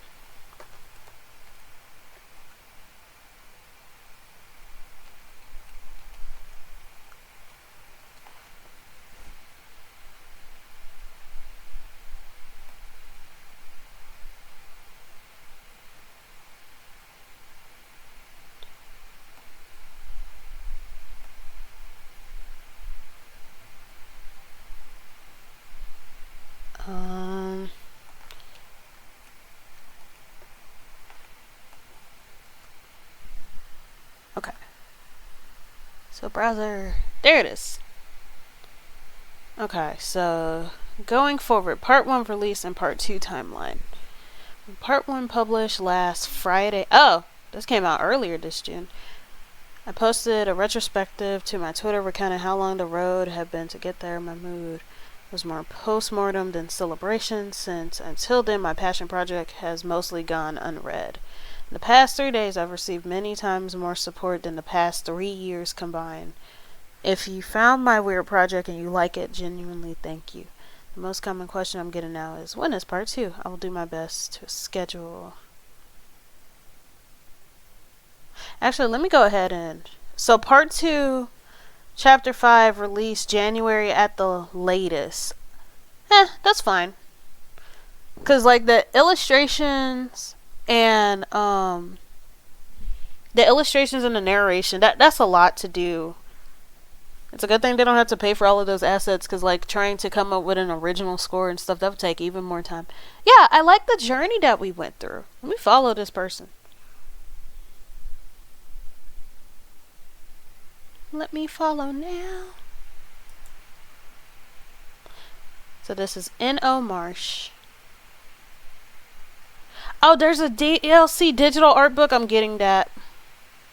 Oh, and it's a couple of 100 pages. I'm getting that. I need that.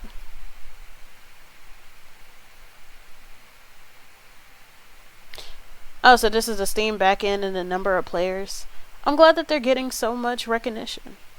That's so hurtful. Now, that's not too bad. The amount of detail, I honestly would have expected it to be anytime soon. Yeah. And I'm glad that it's getting so much. I think that Manly has partially something to do with it. I really like Manly Badass Hero. Like, he's one of my favorite YouTubers. One, because he has a very calm voice. I like watching horror gameplay. Because, like, I used to watch Corey X Kenshin and Markiplier. And I still love them and I respect them. But they're loud as hell. And as somebody who can't, like, deal with loud noises when I'm already scared, because that makes me even more panicked, I'm like, am I scared because of the person's reaction, or am I scared because the game is actually scary? Manly is usually quiet, and that's because he's kind of deadpan and stuff.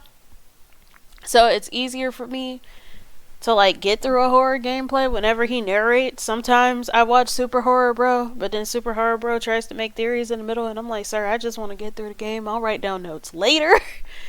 But I know he has to do that because, like, Super Horror Bro, he makes theory videos. So he's, like, doing his job and he's prepping ahead of time. I get that. He's probably got a notebook next to him while he's playing the game. But, Manly, he's extremely awesome because he's always promoting indie games and stuff, because he helped jumpstart Cooking Companions. I found out about the Cthulhu dating sim because of him, and he would even play a lot of the wacky meme ones that you could play in like less than 30 minutes. And because of his popularity, because dude's been YouTubing since, like, I don't know, 2010 or something, because he's grown so much, that clout that he gives to these projects is like this when it comes to helping folks out. So that's awesome. No, this art is so pretty. Honestly, imagine if this guy, especially with all of the different ocean illustrations and stuff, if I don't think that he's one of the team members for The Lovers. The Lovers is that indie project that finished the Kickstarter like literally a couple of days ago. For those who don't know, The Lovers is from Studio Heartbreak. And the best way to summarize it, I keep calling it, it's that lesbian sushi anime that everybody and their mom keeps talking about. The Lovers is essentially about a Filipino fish chef who's going to cook a siren for an important dinner to save her family restaurant. But, like, they're both gay. So, like, there's obviously a conflict with whether or not she should kill her. But, it takes place in the Philippines, and there's, like, lots of stuff about, like, familial expectations, and, you know, that common motif of a non-human and a human. Yeah.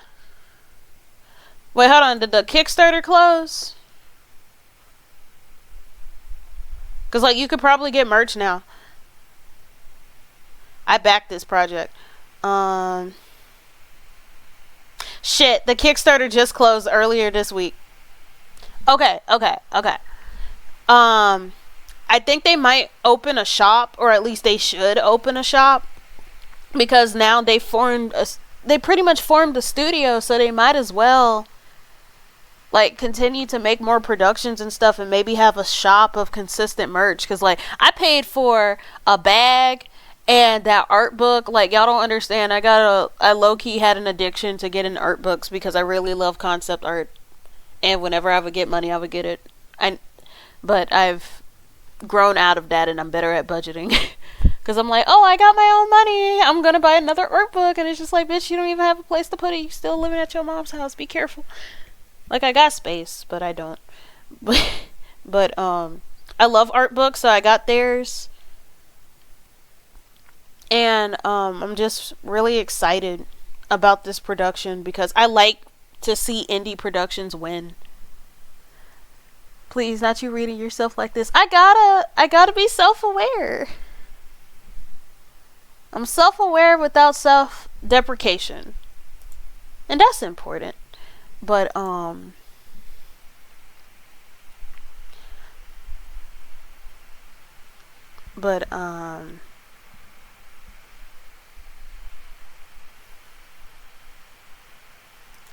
shit, I was trying to say. But, thank you so much for watching this with me. Oh, thanks. Oh my gosh, like, I just thought of this. Well, not necessarily just thought of it. Like, I updated my UI a couple of weeks back.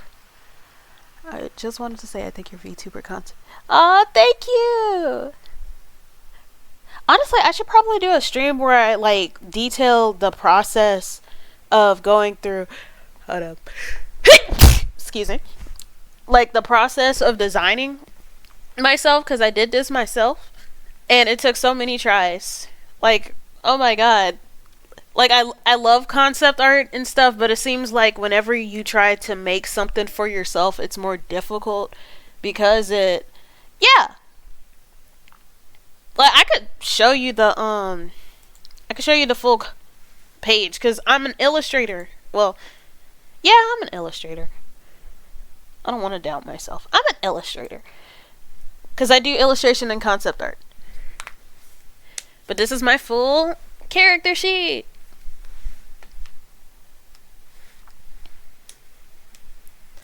But essentially, it's really hard to illustrate yourself or to draw something for yourself because sometimes, like, even though that element of self-indulgence gives you motivation, at the same time, it kind of requires a little bit of self-reflection. Oh, awesome! I have been on a couple of streams because you know how folks would do Smash Your Pass streams or like, or how we would send our character sheets and like give reviews and stuff on that. I participated in a couple of those. Cause Ribbichu, she did one. Cause she and a couple of friends, they were like, "Hey, I'm gonna look at your sheet, and this is what it looks like." But that was a process, but it was nice to do. And like, but I'm serious. Whenever it comes to drawing stuff for yourself, especially when it comes to like a character, at least for me, it requires a little bit of self-reflection. Cause like it's easy to say this is me, but it's more like how. When you say it requires self-reflection, how? Let's see.